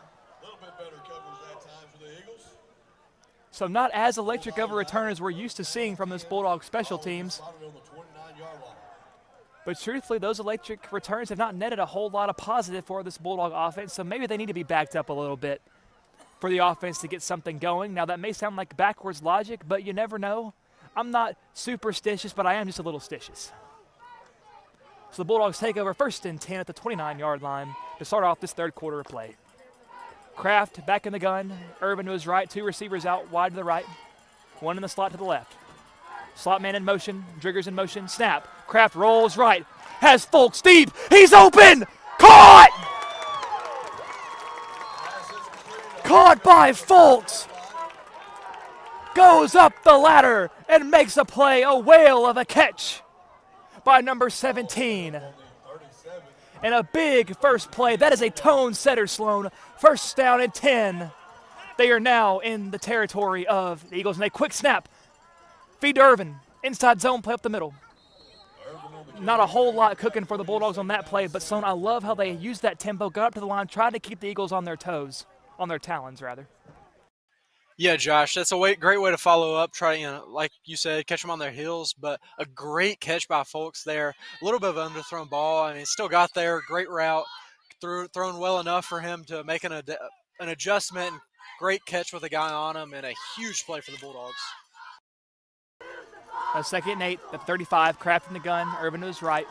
To his left, rather. Jiggers in the gun. Goes for the pitch. No one there. He keeps it. Cuts it back. Kraft has a hole. Lowers the shoulder. What a tough run by that young man, Andy Kraft. And that is a first down for Hickman County, and they are knocking on the door. I don't know what they did at the half, but so far, it's looking pretty good. And just a reminder, the Eagles lead 13-0, but that may not last very long as the Bulldogs are marching here. Once again, I apologize for there not being any scoreboard on the screen as there was last week, but the score is Eagles 13, Bulldogs 0, but hopefully not for long. Kraft in the gun, Irvin to his left. 2 receivers out wide to the left, 1 in the slot to the right. Snap. It's fed to Irvin. And he tries to power ahead, but not a whole lot of room there on that first down carry.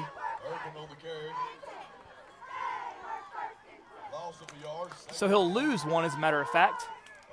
Driven back just a little bit, couldn't quite fight back to the line of scrimmage. Second down 11 now for the Bulldogs. Now, Sloan, what do you think needs to change here in the red zone that the Bulldogs haven't been doing what they need to be doing now? They could get them some points on the board. Yeah, Josh, maybe I wouldn't usually say this as I'm a huge proponent of running the football in small class high school football, but maybe they need to air it out a little more. They've thrown the ball very well tonight, but obviously once you get to the red zone, there's a lot less space, so maybe they can do something here. A Kraft low man in the gun, Driggers in motion, snap, pulls it down, rolls right, throws it, and it's caught by Folks. What an amazing catch as he was running out of real estate on that sideline. But they move inside the red zone, and that is a Hickman County first down. What a great throw there, too. Great throw and catch with, like you said, the sideline coming up quick on them and deliver the pass in bounds. Got a first down. Got close to the end zone. Let's finish this drive off. Now they are at lucky number 13, the yard line to play here. Will the Bulldogs be setting up shop? First down and 10. 13 yards away from paradise. 13 yards away from 6 points. Kraft in the gun, Irvin to his right. 2 receivers in the slot to the left. Driggers in motion. Snap. Kraft gets in the middle. Ducks. Nice little move there from Kraft, and he will roll over the pile for a decent gain. About 4 yards on the play, setting up a second down and 6 at around the 7-yard line.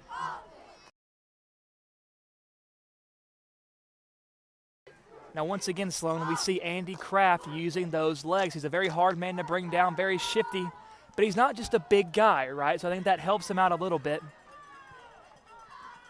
Kraft in the gun, Irvin to his left. Couple receivers out wide. Snap. Fed. Driggers. Has some blocks. Cuts it back. And that was a very tough run to make something out of nothing. But once again, we see a whole lot of east and west instead of a lot of downhill, north and south ball carrying from these Bulldogs. And now here comes a critical third down. Third down and medium now for the Bulldogs. Josh, they just got to hold those blocks a little longer. We haven't been able to run the ball through the tackles very well tonight, but you got to do that to score in the red zone. So let's see what we can do.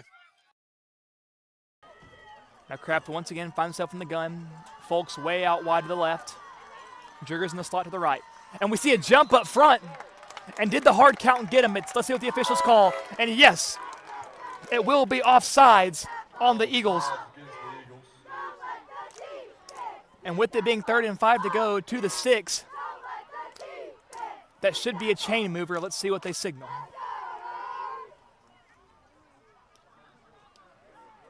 And Kraft jogging to the sideline, trying to communicate with his coaches. And we're not really sure what's going on here. A lot of confusion on the field. And the referees roll the clock, and it will be a 3rd down and 1, maybe a little bit less than 1. Looks like they're going to give them half the distance inside the 10, but. So here we go, 3rd and short.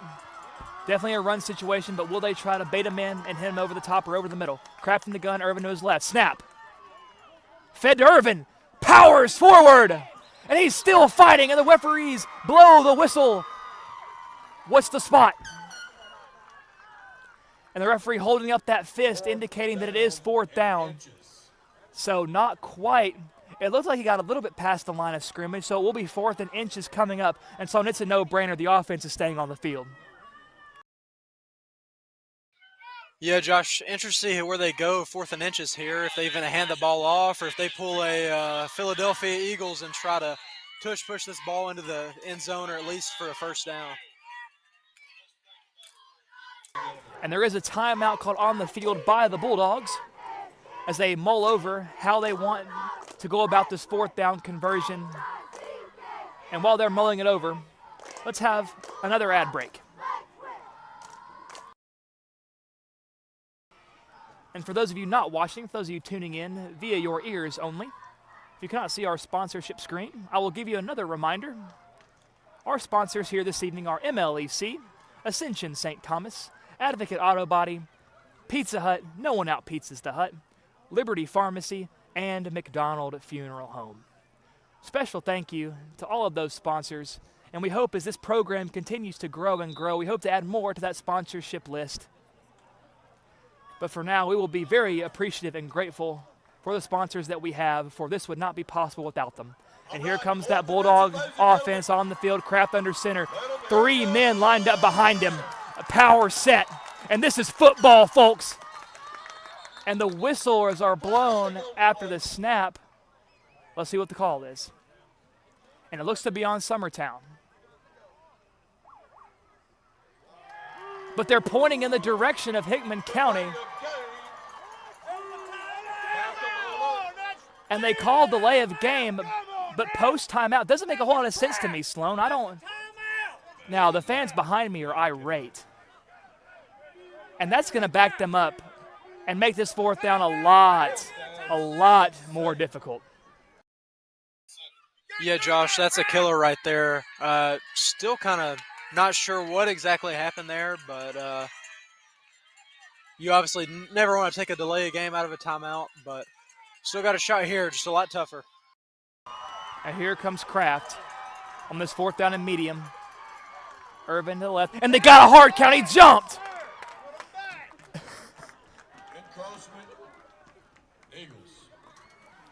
And another excellent hard count by Kraft. I'm not sure if you saw that, folks. It got a little chuckle out of me as number 51, Turner Davenport Sr. took a little bit of a tumble right there. Definitely doesn't hurt in the eyes of the officials. You definitely want to help your case, and a little bit of selling never hurt anybody. I didn't see anything. And here we go, back to 4th and 1. Kraft in the gun. Irvin to his left, Biggers in motion. Kraft keeps it up the middle. He jumps. Waiting for the signal. And he's short of the plane, but all the same, it is a 1st down for Hickman County. A great tough run by the sophomore Andy Kraft. Josh, this has been a great methodical drive. Obviously the big pass play, but since then just run, a few throws, but really running it right through the tackles and getting some big plays here. So good to see it, just definitely in the red zone especially. Well, I love seeing some smart football. So they've done a great job at drawing the Eagles offside, not once but twice on this drive alone. Now, of course, there was that delay game, but here they are, stacked up. The sneak, and Kraft is pushing. He spins out, and number 9 will find the end zone.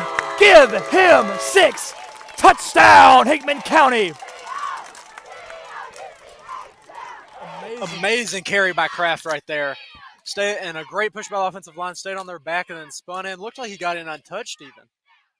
And Kraft, such an excellent job spinning off the tackles there to ensure that he crossed that plane. Will cut this lead from 13-0 to now 13-6. Eagles still lead as the special teams unit trots onto the field for Hickman County as they seek the point after.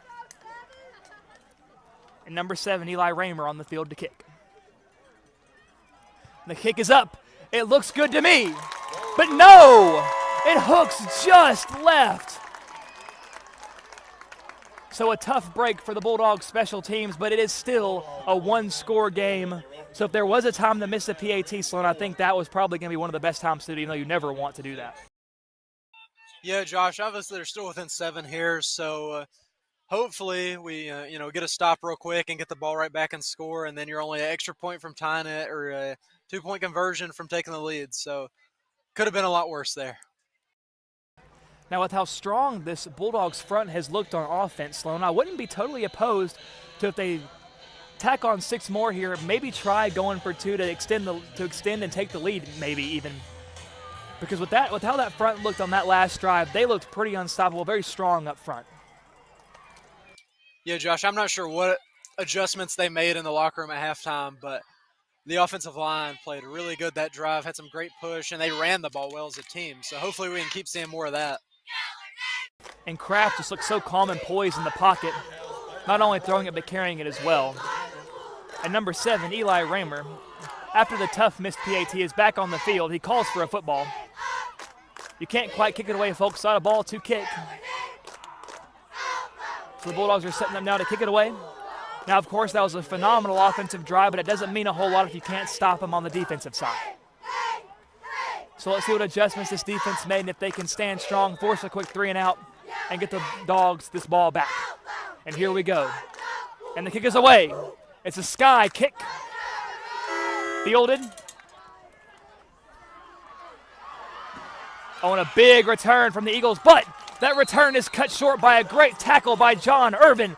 And I tell you what, Sloan, he is just all over the place tonight. This man is playing with heart.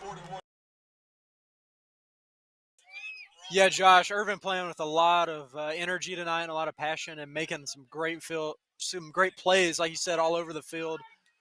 He's just full of energy, and they really need that tonight. Now the Eagles not quite able to make it back to midfield. So definitely a great tackle there from Irvin to preserve the Dogs' momentum just a little bit. Summertown's QB in the under center, 1 man behind him, a man in motion, up the middle, and a pretty decent run there by Summertown. And about 6 yards on the carry.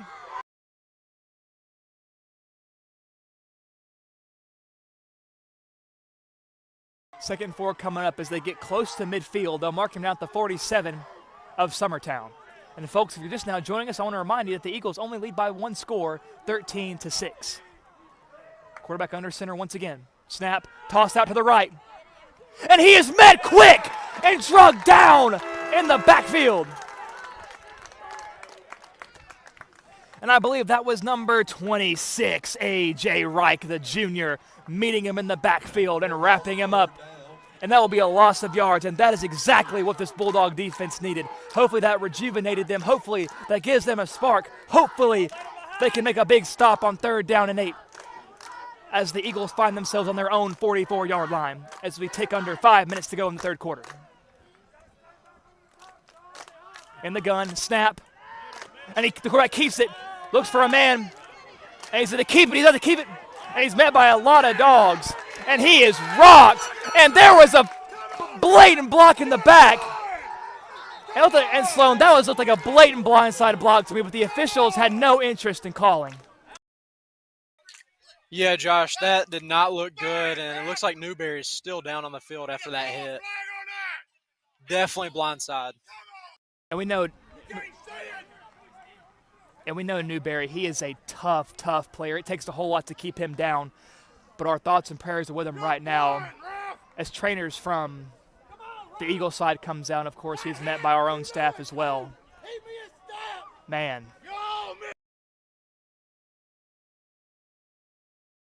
So during this injury break, let's cut over to our sponsors here. Thank you, MLEC, Ascension St. Thomas, Advocate Auto Body, Pizza Hut, No One Out Pizza's The Hut, Liberty Pharmacy, and the McDonald Funeral Home. A big thank you to our sponsors.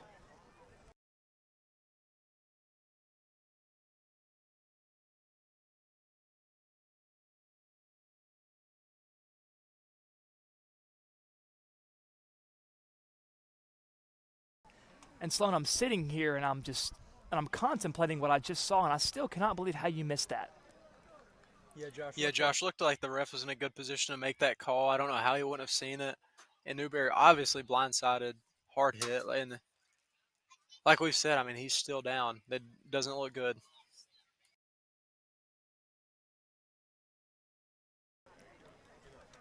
And it looks like he's brought up, and he is walking under his own power, and he looks pretty fired up to me. So maybe this is the spark that the Bulldogs need. You know, you never want to see injuries, but maybe the Bulldogs needed this to fire them up just a little bit, to give them even more of a reason to play harder. Yeah, Josh, and this would be a good time for a big play, too. Obviously, 4th and 1, looks like the Eagles are going for it. Need a big stop here. This could change the game. And during that injury timeout, the Bulldogs had plenty of time to game plan. And it could be anything. I don't think you have to sell out for the run necessarily, but you got to be ready for either attack here. Quarterback under center. One man behind him. Snap. And there's a flag. That's a false start. And they call it offsides on the Bulldogs, and I cannot believe it. And there was a lot of movement up front by that Eagle front, but they missed it again, and that is killing me. You gotta be kidding me.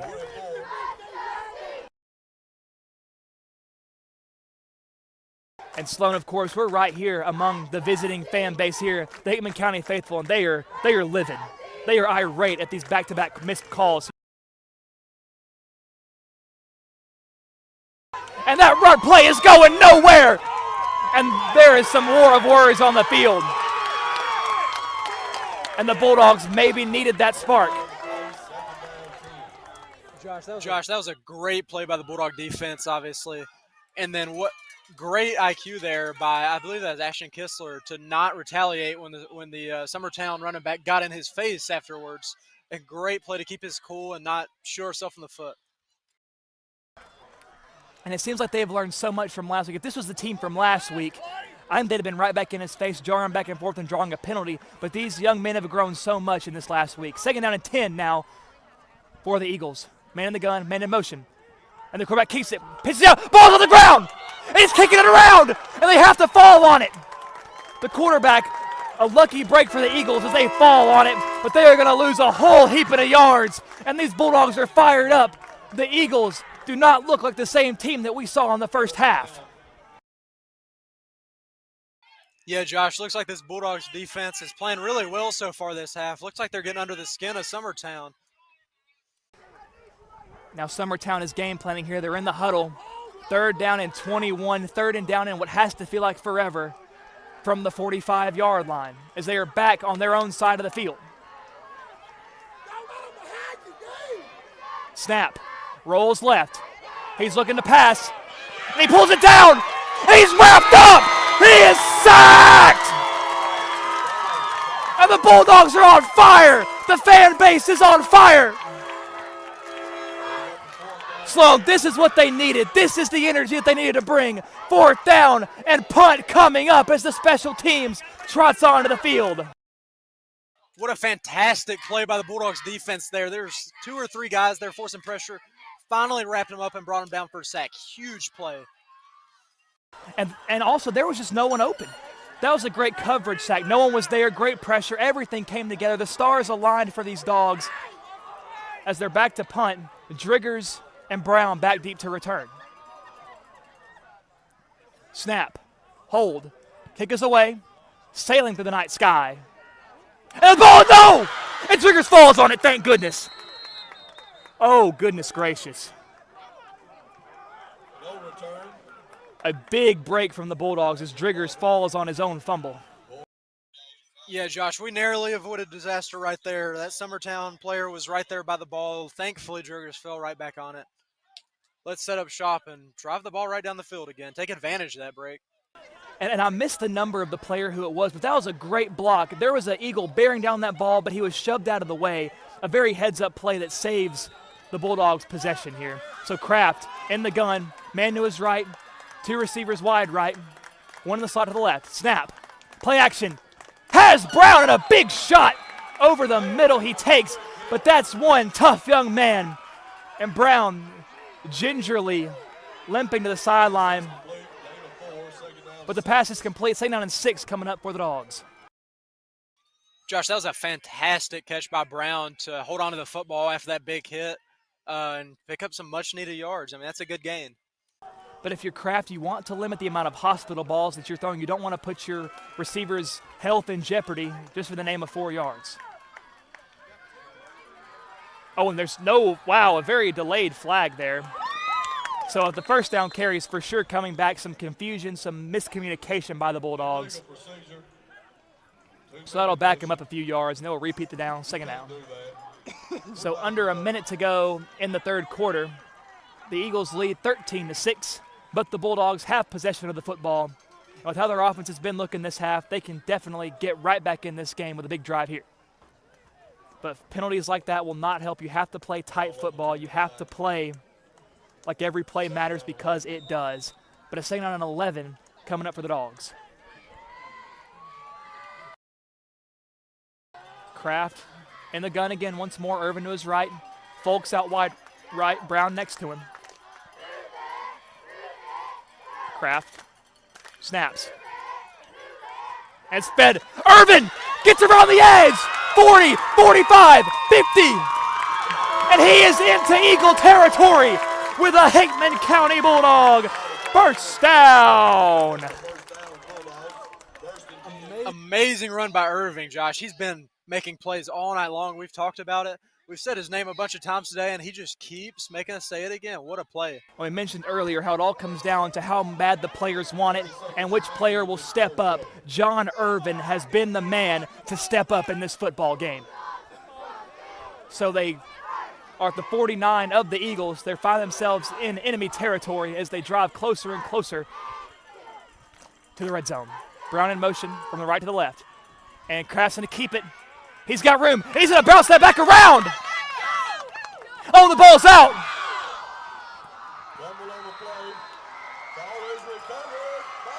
And the Eagles have it.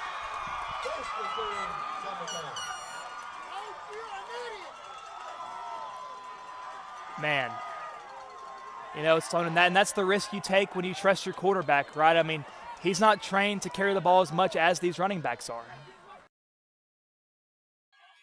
Man, Josh, yeah, just another turnover. I mean, sadly, feels a lot like, in that sense, feels a lot like last week, a step forward, and then you fumble and shoot yourself in the foot there, but just gotta limit those turnovers. But this defense has still been going strong. You can't count them out yet. They take over at their own 42 to the Eagles. The ball is ran to the right, cuts up the middle, drives forward for a decent gain. About 5 yards on the play. 2nd down and about 5 to go for the Eagles. With 5 seconds to go, and that will run us down to the end of the 3rd quarter. And after 3, the Eagles 13, Hickman County 6, but still 1 quarter of play to go. Don't go anywhere. Pizza Hut, you owe Chicago an apology. Tavern-style pizza is our thing. Why couldn't you be happy with deep dish like all the tourists? That's good. And you just had to make it so crispy and delicious. It's perfection. They put the toppings all the way to the edge. It's cut in the shareable squares. That's delicious. What's your deal, Pizza Hut? Your secret's out, Chicago. Try any of our large Chicago Tavern-style recipes for just $12 each. Hey, Pizza Hut, you owe Chicago an apology. Sorry, Chicago. No one out. Pizza's the Hut. Apology accepted. And we're back here at Summertown. We are behind enemy lines here. So I'll tell you what, I saw that ad for Pizza Hut, and that's Chicago Tavern Pizza. It looks awesome. I haven't eaten barely anything all day today, so I'm starving. Maybe sometime this weekend we can go grab and try out that Chicago Tavern Pizza. Yeah, Josh, I too am craving for some food right now, but Pizza Hut sure don't sound bad. And trust me, folks, that is not us just being nice because Pizza Hut's our sponsor. Pizza Hut, criminally underrated. I think it's so good. I love Pizza Hut, and of course it's been a staple for pizza in our county. And we're so thankful that they're sponsoring us because their food is pretty awesome. Now here we go, 12 minutes to go in the football game. Hickman County trails by a score, 13-6. So the Eagles driving here, the Bulldogs need a big stop. Staying down in medium now. And about 5, they say 6 on the field. Snap. Run up the middle. And a pretty decent game there from the Eagles. Not sure if they'll give it to him. And yes, they will. I believe that will be a chain mover. Yep, and it's official. They will give the Eagles a first down as these chain men are moving the chains.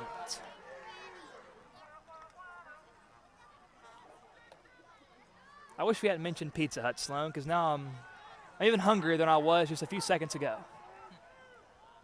The Eagles, power set, and a decent run there. Not a whole lot going on, but they are moving positively, are the Eagles. And about 5 yards on the play. Actually, more about 4. So 2nd and 6 coming up for the Eagles. Now, Sloan, we shouldn't be surprised to see the run attack take over, especially as they try to wind this clock down and secure the victory. If you're the Bulldogs, do you stack the box and run the risk of leaving something up over the top? Yeah, Josh, I would. I mean, you got to get the football back, and you can't let them run this clock all the way down, especially if they score as well. So, and a carry. Not a whole lot going there as the Bulldogs meet the ball carrier pretty quick. And it was a pack of dogs that met him there, not just one man responsible, but several on the tackle. So a 3rd down and 4 upcoming for the Eagles, and the Bulldogs defense has to get off the field here. They cannot allow these Eagles to keep chipping away at the clock and to keep chipping away at the yardage. We are in crunch time, folks, as there's 10 minutes and 35 seconds to go. Eagles lead 13-6. And here they are, quarterback under center, 1 man behind him, power set, 2 receivers out wide right, up the middle, it's fed, he's not going. He is not going anywhere as the Bulldogs meet him immediately at the line of scrimmage. He might have fallen forward for a few. So 4th down and about a yard upcoming for the Eagles with 10 minutes to go. And this is such a huge spot, Sloan. Yeah, Josh, I would definitely think that they're going to be trying to go right back to the ground here. Worked out for them so far this game, and we need to be ready and stop them. Yeah, with 4th and 1, I can't imagine they go over the top here, but, anything's possible. Bulldogs stacking the box. Up the middle. He's hit quick, but he only needed a few inches, and he just barely sneaks across, and that will reset the chains.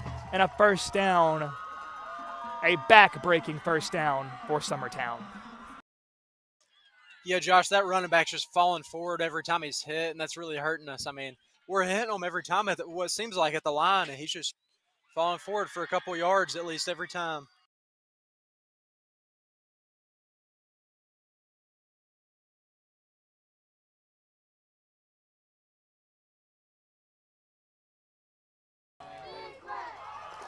And the Eagles, another run play. They just keep driving forward, and the Bulldogs just cannot seem to get off the field here. That defense, as much as they could be energized from the previous few drives, that energy is going to wear thin, especially this late in the game, as it ticks down to almost 9 minutes to go. Hickman County desperately needs to stop them here. First down, Eagles on the Bulldog 19. And it shouldn't take a genius to guess that a run play is on its way next. Up the middle, bounce around to the right, and he stays in bounds. He tiptoes it. I really thought the Bulldogs had a chance to run him out of bounds early, but he gets the first down and plenty more after that.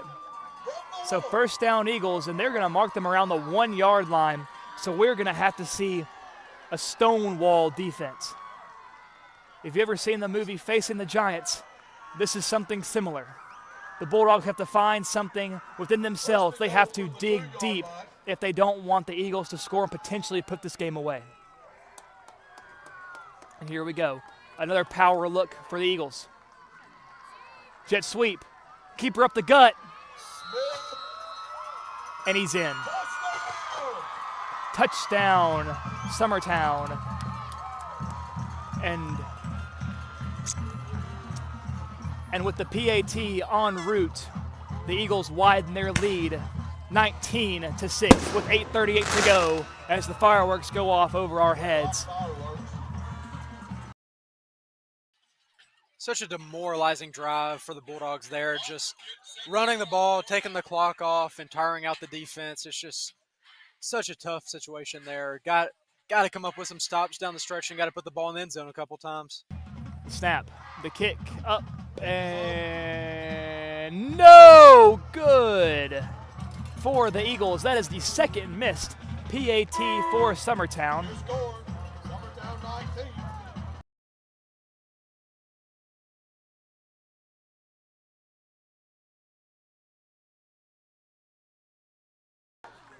But even with that missed PAT, we still find ourselves facing a 2-score deficit.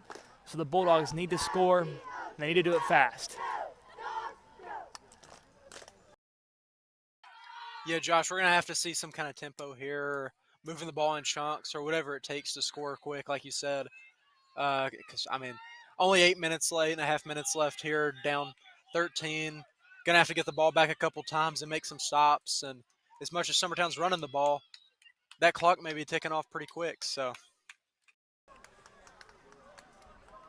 Hickman County back deep to return. Braden Brown, number 6, back alongside number 21, John Urban.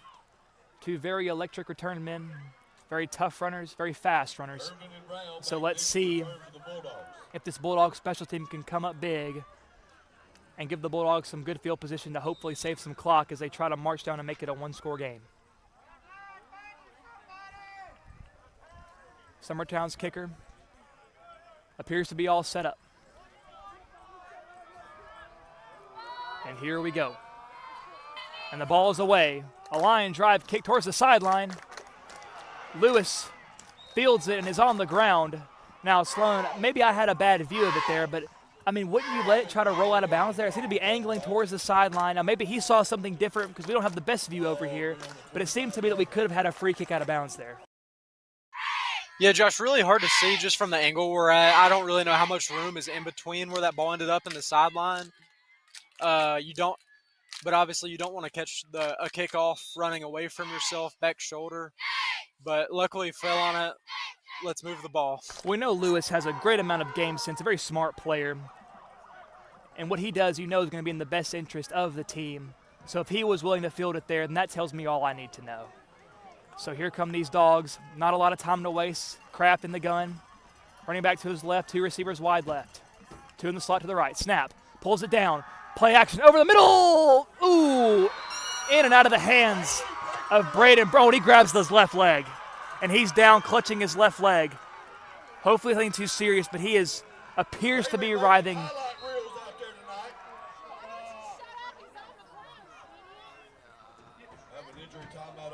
And Brown immediately started grabbing his leg. And we hate to see that, ladies and gentlemen. Brown has been such a key part of this Bulldog team, not just this offense, but special teams as well. He has been such a key part. So you hate to see that. Hopefully it's just a cramp, but we're not sure. I'm not a doctor, nor do I play one on television. So we hope that Brown is all right out there. So while we wait, while he's being tended to, let's take back a look at our sponsors. So during this injury timeout, we have to give a special thank you to MLEC, Ascension St. Thomas, Advocate Auto Body, Pizza Hut, No One Out Pizzas the Hut, Liberty Pharmacy, and the McDonald Funeral Home. A special thanks to all of those. And I tell you what, this broadcast would not be possible without them, so we really can't thank them enough. And it appears as we come back to the action, Brown is back up to his feet, and he seems to be walking under his own power. So hopefully nothing too serious, Sloan. Yeah, Josh just took that big hit over the middle. Like earlier, he's taken a few hits tonight, but good to see him get up. Hopefully everything's all right.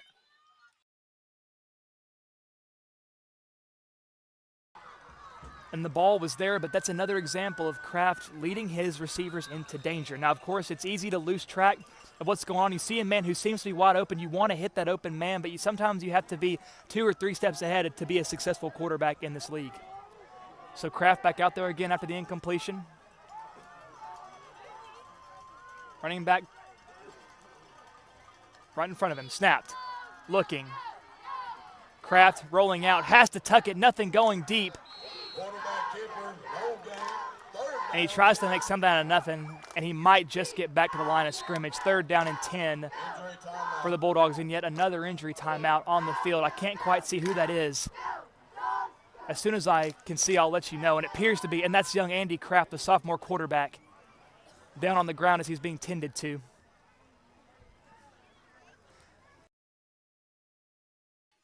Yeah, Josh, you obviously hate to see that. That was a big hit. Not sure if that was a design run or what, but took a massive hit from about 4 Summertown players. And obviously, you hate to see anybody get hurt, but you obviously don't want your starting quarterback to get hurt especially. Well, and as we talked about earlier, this is the risk that you run when you put the ball in your starting quarterback's hands to make plays with his legs. Right? These quarterbacks are not built quite like running backs. They're not built to carry the ball consistently and for many times a game. Right? So it's unfortunate to see this happen, but it's very risky when you keep the ball in your quarterback's hands. But, of course, Kraft, very athletic, very tough. He's been making a lot of plays here tonight. So I don't doubt the decision. I do not disagree with the decision to keep the ball in his hands. But, once again, that is something that happens. That is the nature of the game. It's a tough sport, Sloan. That's why I never played it. So these men out here are so much tougher than I am, and we hope to see that he's all right. It seems that they have a backup quarterback warming up on the sideline. Number 15, Madden Huffins, the freshman, throwing with Coach Brian Buttry, getting his arm loose.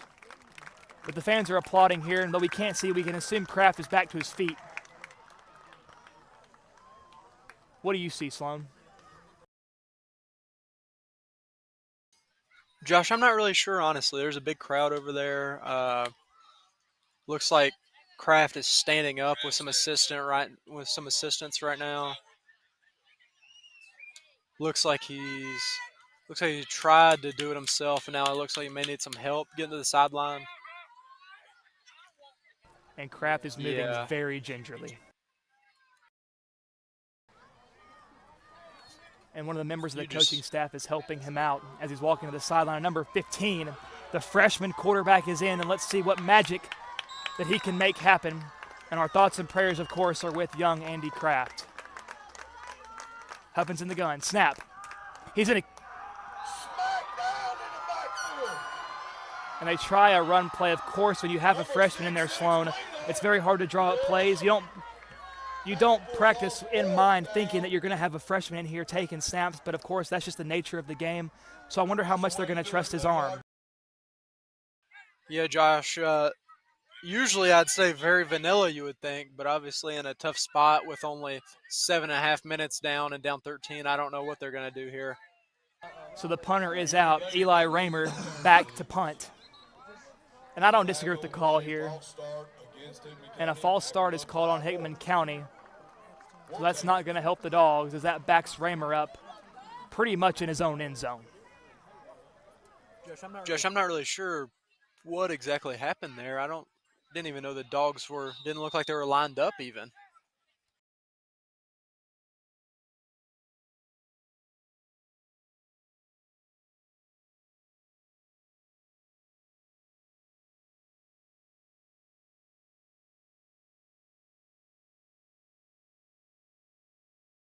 Oh, and Raymer with the keeper, and he is blasted out of bounds.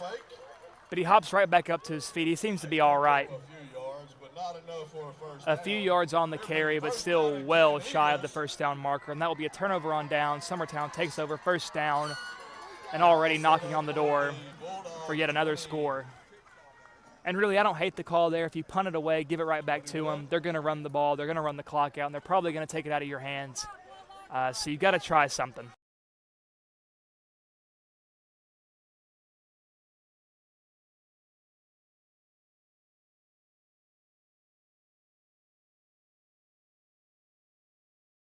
So power set up the middle, and of course going to keep it actually.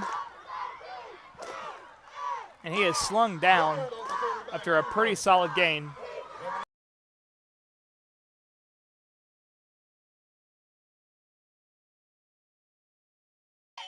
Yeah, Josh, the Dogs somebody's got to make a play here.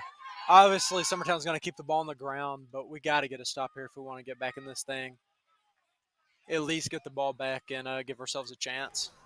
And I believe that's an understatement, Sloan. I think that the Bulldogs' backs are probably as far up against the wall as they've been all night. And they're going to keep the ball on the ground. And it almost looked like he went in for the strip there. But a tough carry. He will maintain possession of the football. 3rd down and short. Now upcoming for the Eagles. 3rd down and about 1 or 2 to go. So a big couple of plays coming up for the Bulldogs. You can assume they would go for it to keep trying to melt down clock.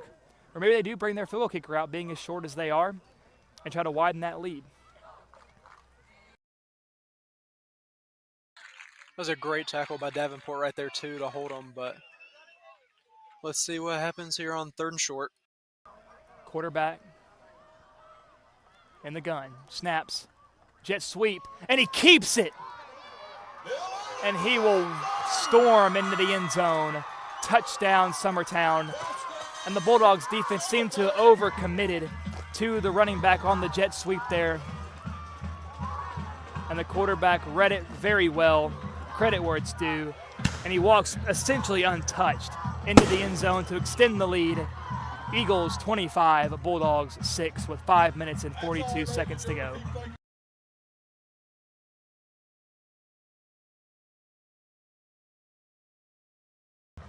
So this Eagles kicker struggled today. Let's see what happens.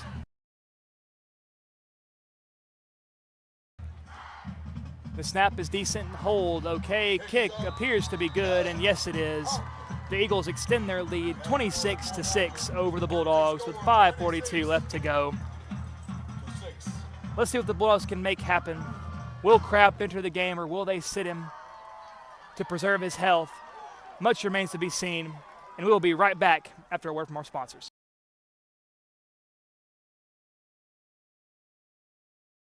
We're back in just 1 minute. WNKX would like to thank these community partners for helping to make tonight's broadcast possible. Ascension St. Thomas Hickman Hospital, Pizza Hut of Centerville, McDonald Funeral Home, Advocate Auto Body, Liberty Pharmacy, and the Meriwether Lewis Electric Cooperative.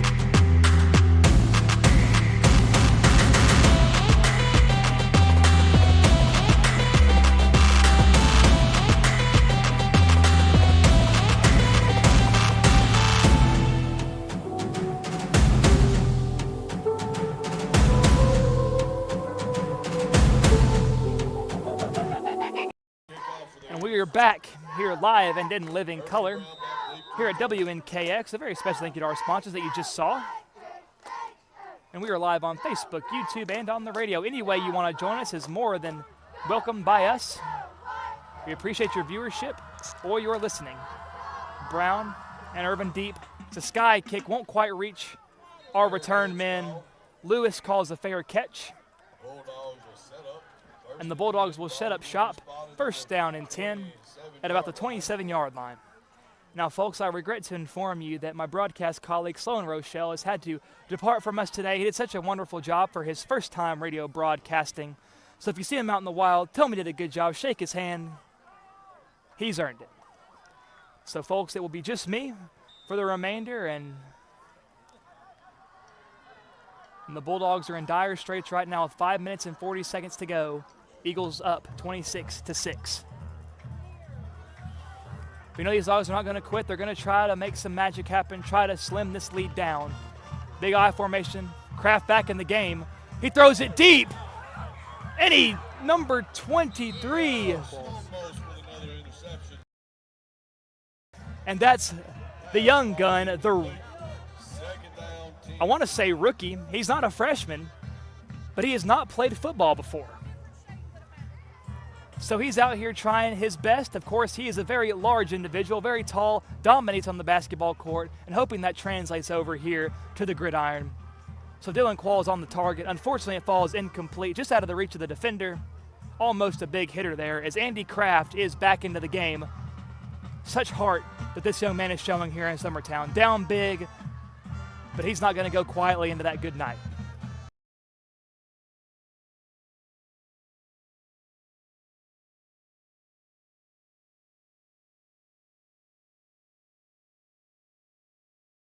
And some flags on the field. Flag on the play. Let's see what they say. Delay of game. And a delay of game is called on the Bulldogs. Now, That is the second delay of game that we've seen, one coming out of a timeout and the second one here. And those are the kind of plays that absolutely drive a coach up the wall. Delay of game, so preventable, and that just shows a lack of communication there from the offense. And their officials will actually wave the flag off. Hickman County was able to get a timeout in before the delay of game as they talk over what to do here on offense.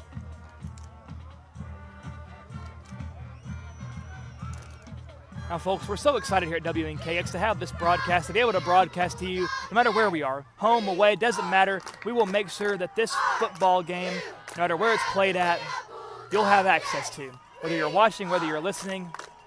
And we hope to get better over time. We hope to add in more features, potentially an instant replay. We hope to add in a sideline reporter by the time the next home game rolls around, so you don't want to miss it, guys. Big things coming for WNKX. And the ball is handed off by Kraft. The ball is on the carpet, fumbled, but I believe it was picked up by the Bulldogs, and yes, it was. Hickman County falls on their own fumble, and we still just cannot escape ball security. That is maybe the fourth fumble. Of course, only two of them, I know for a fact, have been recovered by the opposition, and 2 have been recovered by Hickman County, but you never want to put the ball at risk like that. They need to work on ball security, of course, this week in practice. Kraft snaps, play action. No, he drops back, lets it fly. Folks caught it. Wow. What a play by number 17. And while the deficit is large, we can still get excited over big plays like that as they down the ball at about the 46-yard line. 1st and 10 as the Dogs hurry up to the line as they are in enemy territory. Snapped over the middle. Caught by Driggers, but did he trap it? And they'll call it incomplete. As the ball skips up, a great effort there by Driggers. Just slightly underthrown by Kraft. But that does, thankfully for the Bulldogs, it does stop the clock.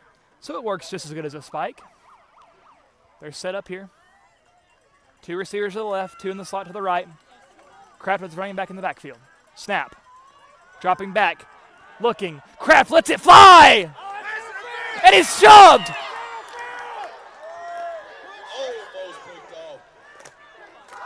Oh my goodness, some blatant shoving taking place here by the Eagles secondary, but the officials felt like they did not need to call it. And this fan base behind me is furious. John Michael Lewis was there looking for the reception, but it's hard to catch it when you're being shoved to the ground before the ball can even get to you. So 3rd and long for the Bulldogs. You got to think they're going to keep the ball in the air here to try to make some magic happen with 4:31 remaining in the contest. Snap. Kraft in the gun, dropping back. Big block by Irvin. Thrown deep again. There's Folks! And he juggles it, but he still secures the catch. Folks has been a hard man to stop. That's 17. I think we know who Kraft's favorite receiver is out there, and can you blame him? Call number 17 Waffle House because he is always open 24/7, 365. Big pass to number 17. So the Bulldogs knock it on the door of the 25 as they are about to enter the red zone. Kraft in the gun, Irvin to his left. Snapped.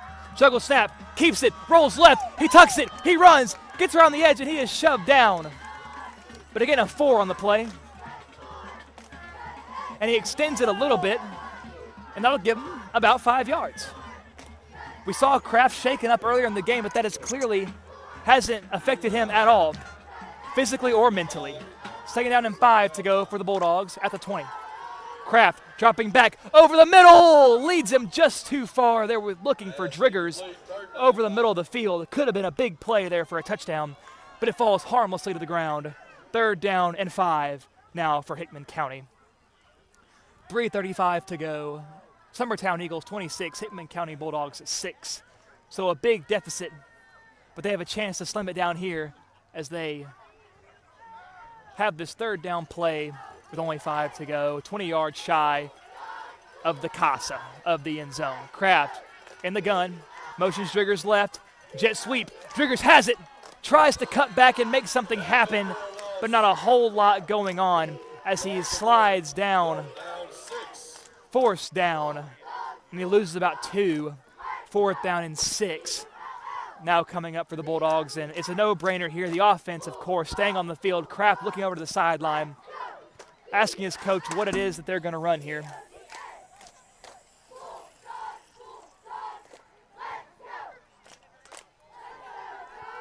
The Bulldogs huddle here. 6 yards to at least keep the game alive. If they turn over on downs here, the Eagles undoubtedly run the clock out.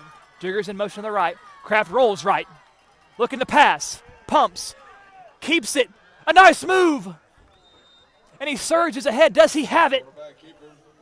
And yes, he does. The officials signal the moving of the chains. 1st down and 10 to go as we find ourselves under 3 minutes here at Summertown as they spotted it around the 11-yard line. 1st and 10, so they still have room for one more 1st down before they find themselves in goal-to-go territory. 2:43 and counting. Kraft in the gun, Irvin to his left. Folks out wide left, Driggers in motion to the left. Kraft snapping, fires to the left, just underthrew Driggers. He had him there for a touchdown pass potentially, but it is not the end of the world. The ball was not turned over, and the clock does stop at 2:31. So as long as there are no interceptions here, if they keep the ball in the air, it seems to be a win-win. You make a big play, you score a touchdown, you get a 1st down, or it's incomplete and the clock stops, and you preserve a little bit of time for yourself to get back in this game. So here we go. Of course, Folks out wide left, Kraft in the gun, Irvin to his left. Driggers in motion again to the left. Snap, Kraft, draw up the middle. Kraft keeps it, fights forward. And he is close. The officials say, yes, sir, he is in. Touchdown, Hickman County. You cannot count these Bulldogs out as they close the gap just a little bit. Now, you can call me optimistic, ladies and gentlemen, as it is still 26-12, but I will never give up on these Bulldogs. And the offense is staying on the field. I don't see Raymer. So, of course, the 2-point conversion attempt is imminent.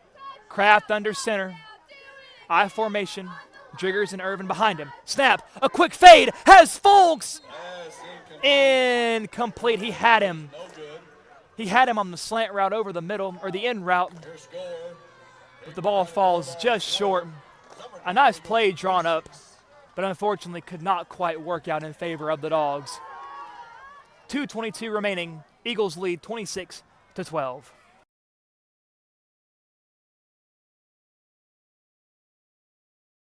We're back in just 1 minute. WNKX would like to thank these community partners for helping to make tonight's broadcast possible. Ascension St. Thomas Hickman Hospital, Pizza Hut of Centerville, McDonald Funeral Home, Advocate Auto Body, Liberty Pharmacy, and the Meriwether Lewis Electric Cooperative.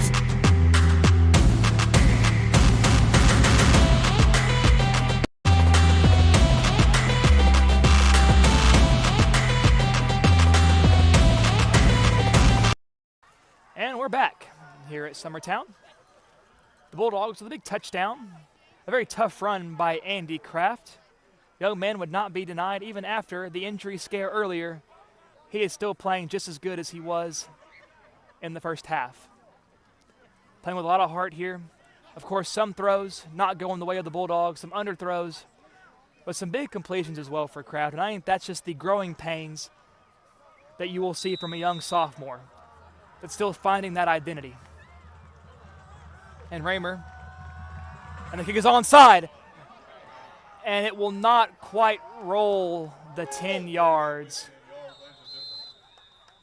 And it's ruled down close to midfield, waiting for the official spot.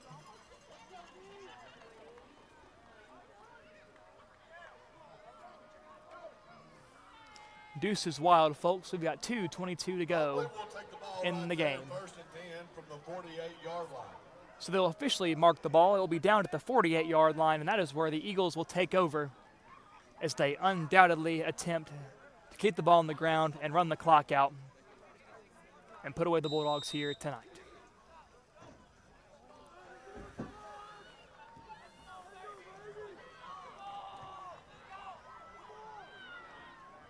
So Summertown coming out in a very loaded set here. They do have a couple receivers, one wide left, one wide right. Running back behind the quarterback under center. And it's fed up the middle, and he powers ahead for a couple of yards. We've seen that so often here this evening. It appears that the ball carriers always hit pretty quick, but they just can't quite finish the job on these tackles. Definitely something to keep an eye on if you're a coach as they go into practice next week and prepare for the next contest.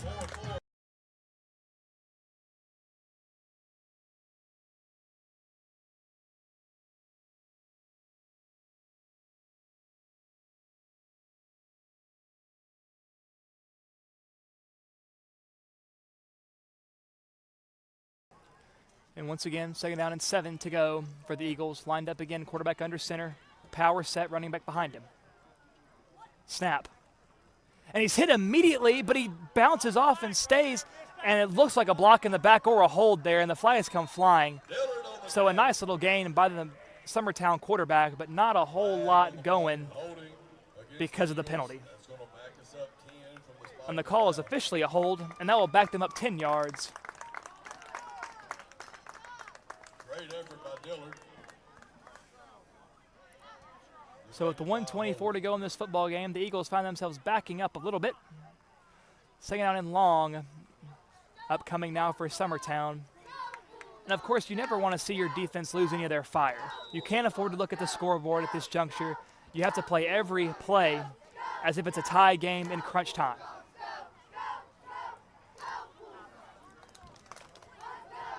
Of course, this Bulldogs defense has looked pretty solid tonight. Of course, some blown coverages that have led to some big plays, big touchdowns, but those are fixable mistakes. I think the Bulldogs, with some polishing up, can have a very strong defense going forward the rest of this year. And the flag is blown. It looked like a false start on the receiver out wide. And yes, they will grab the Summertown receiver with the false start as they back him up 5 yards. So Summertown definitely chose a good time to start shooting themselves in the foot here late in the game. With 1:22 to go, Eagles lead 26-12.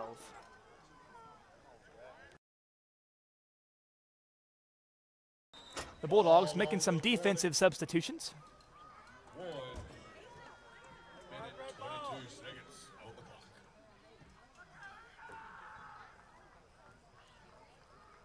And the Eagles also trot themselves a substitute on the field as their quarterback, after a conversation with his coach, no doubt. Under center, 2nd down and 22 at their own 40. 1:22 to go. Snap.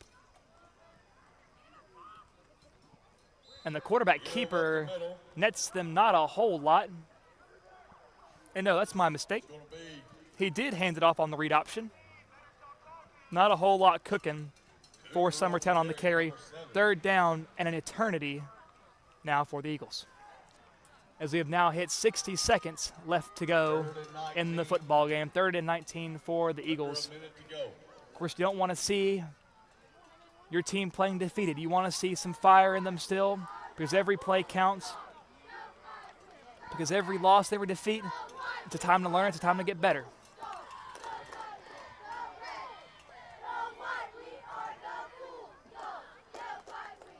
And they're going to hit the ball on the ground, up the middle. And he is wrapped up after a gain of 5 or so on the play, but nowhere near enough for a 1st down. 4th down on its way for the Eagles. 20 seconds to go.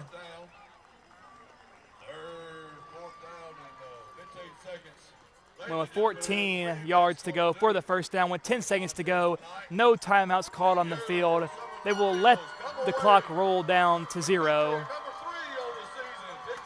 And the Bulldogs here, as they visit Summertown, will fall with a final score. Summertown Eagles 26, Hickman County Bulldogs 12. Now, I do believe we saw a lot more promise this week out of this team, a lot stronger defense, some big defensive plays. We saw some glimpses of what this offense could be. We saw Kraft make some good plays, starting to fall into his identity as a starting quarterback, as a dual threat quarterback. So I'm very excited to see how this team grows in the future. And folks, This has been your broadcast from WNKX. So no matter where you watched from, whether it be Facebook, YouTube, or whether you listen to us on the radio, we're so thankful that you joined us, and we look forward to seeing you again next week as we try to grow this program. And we'll have one more ad read from our sponsor before we close out. But until next time, a special thank you from my broadcast colleague, the majority of the game, Sloan Rochelle. I've been Josh Copley of WNKX. A special thank you to all the team that made this possible. We'll see you next time, folks. We're back in just 1 minute. WNKX would like to thank these community partners for helping to make tonight's broadcast possible. Ascension St. Thomas Hickman Hospital, Pizza Hut of Centerville, McDonald Funeral Home, Advocate Auto Body, Liberty Pharmacy, and the Meriwether Lewis Electric Cooperative.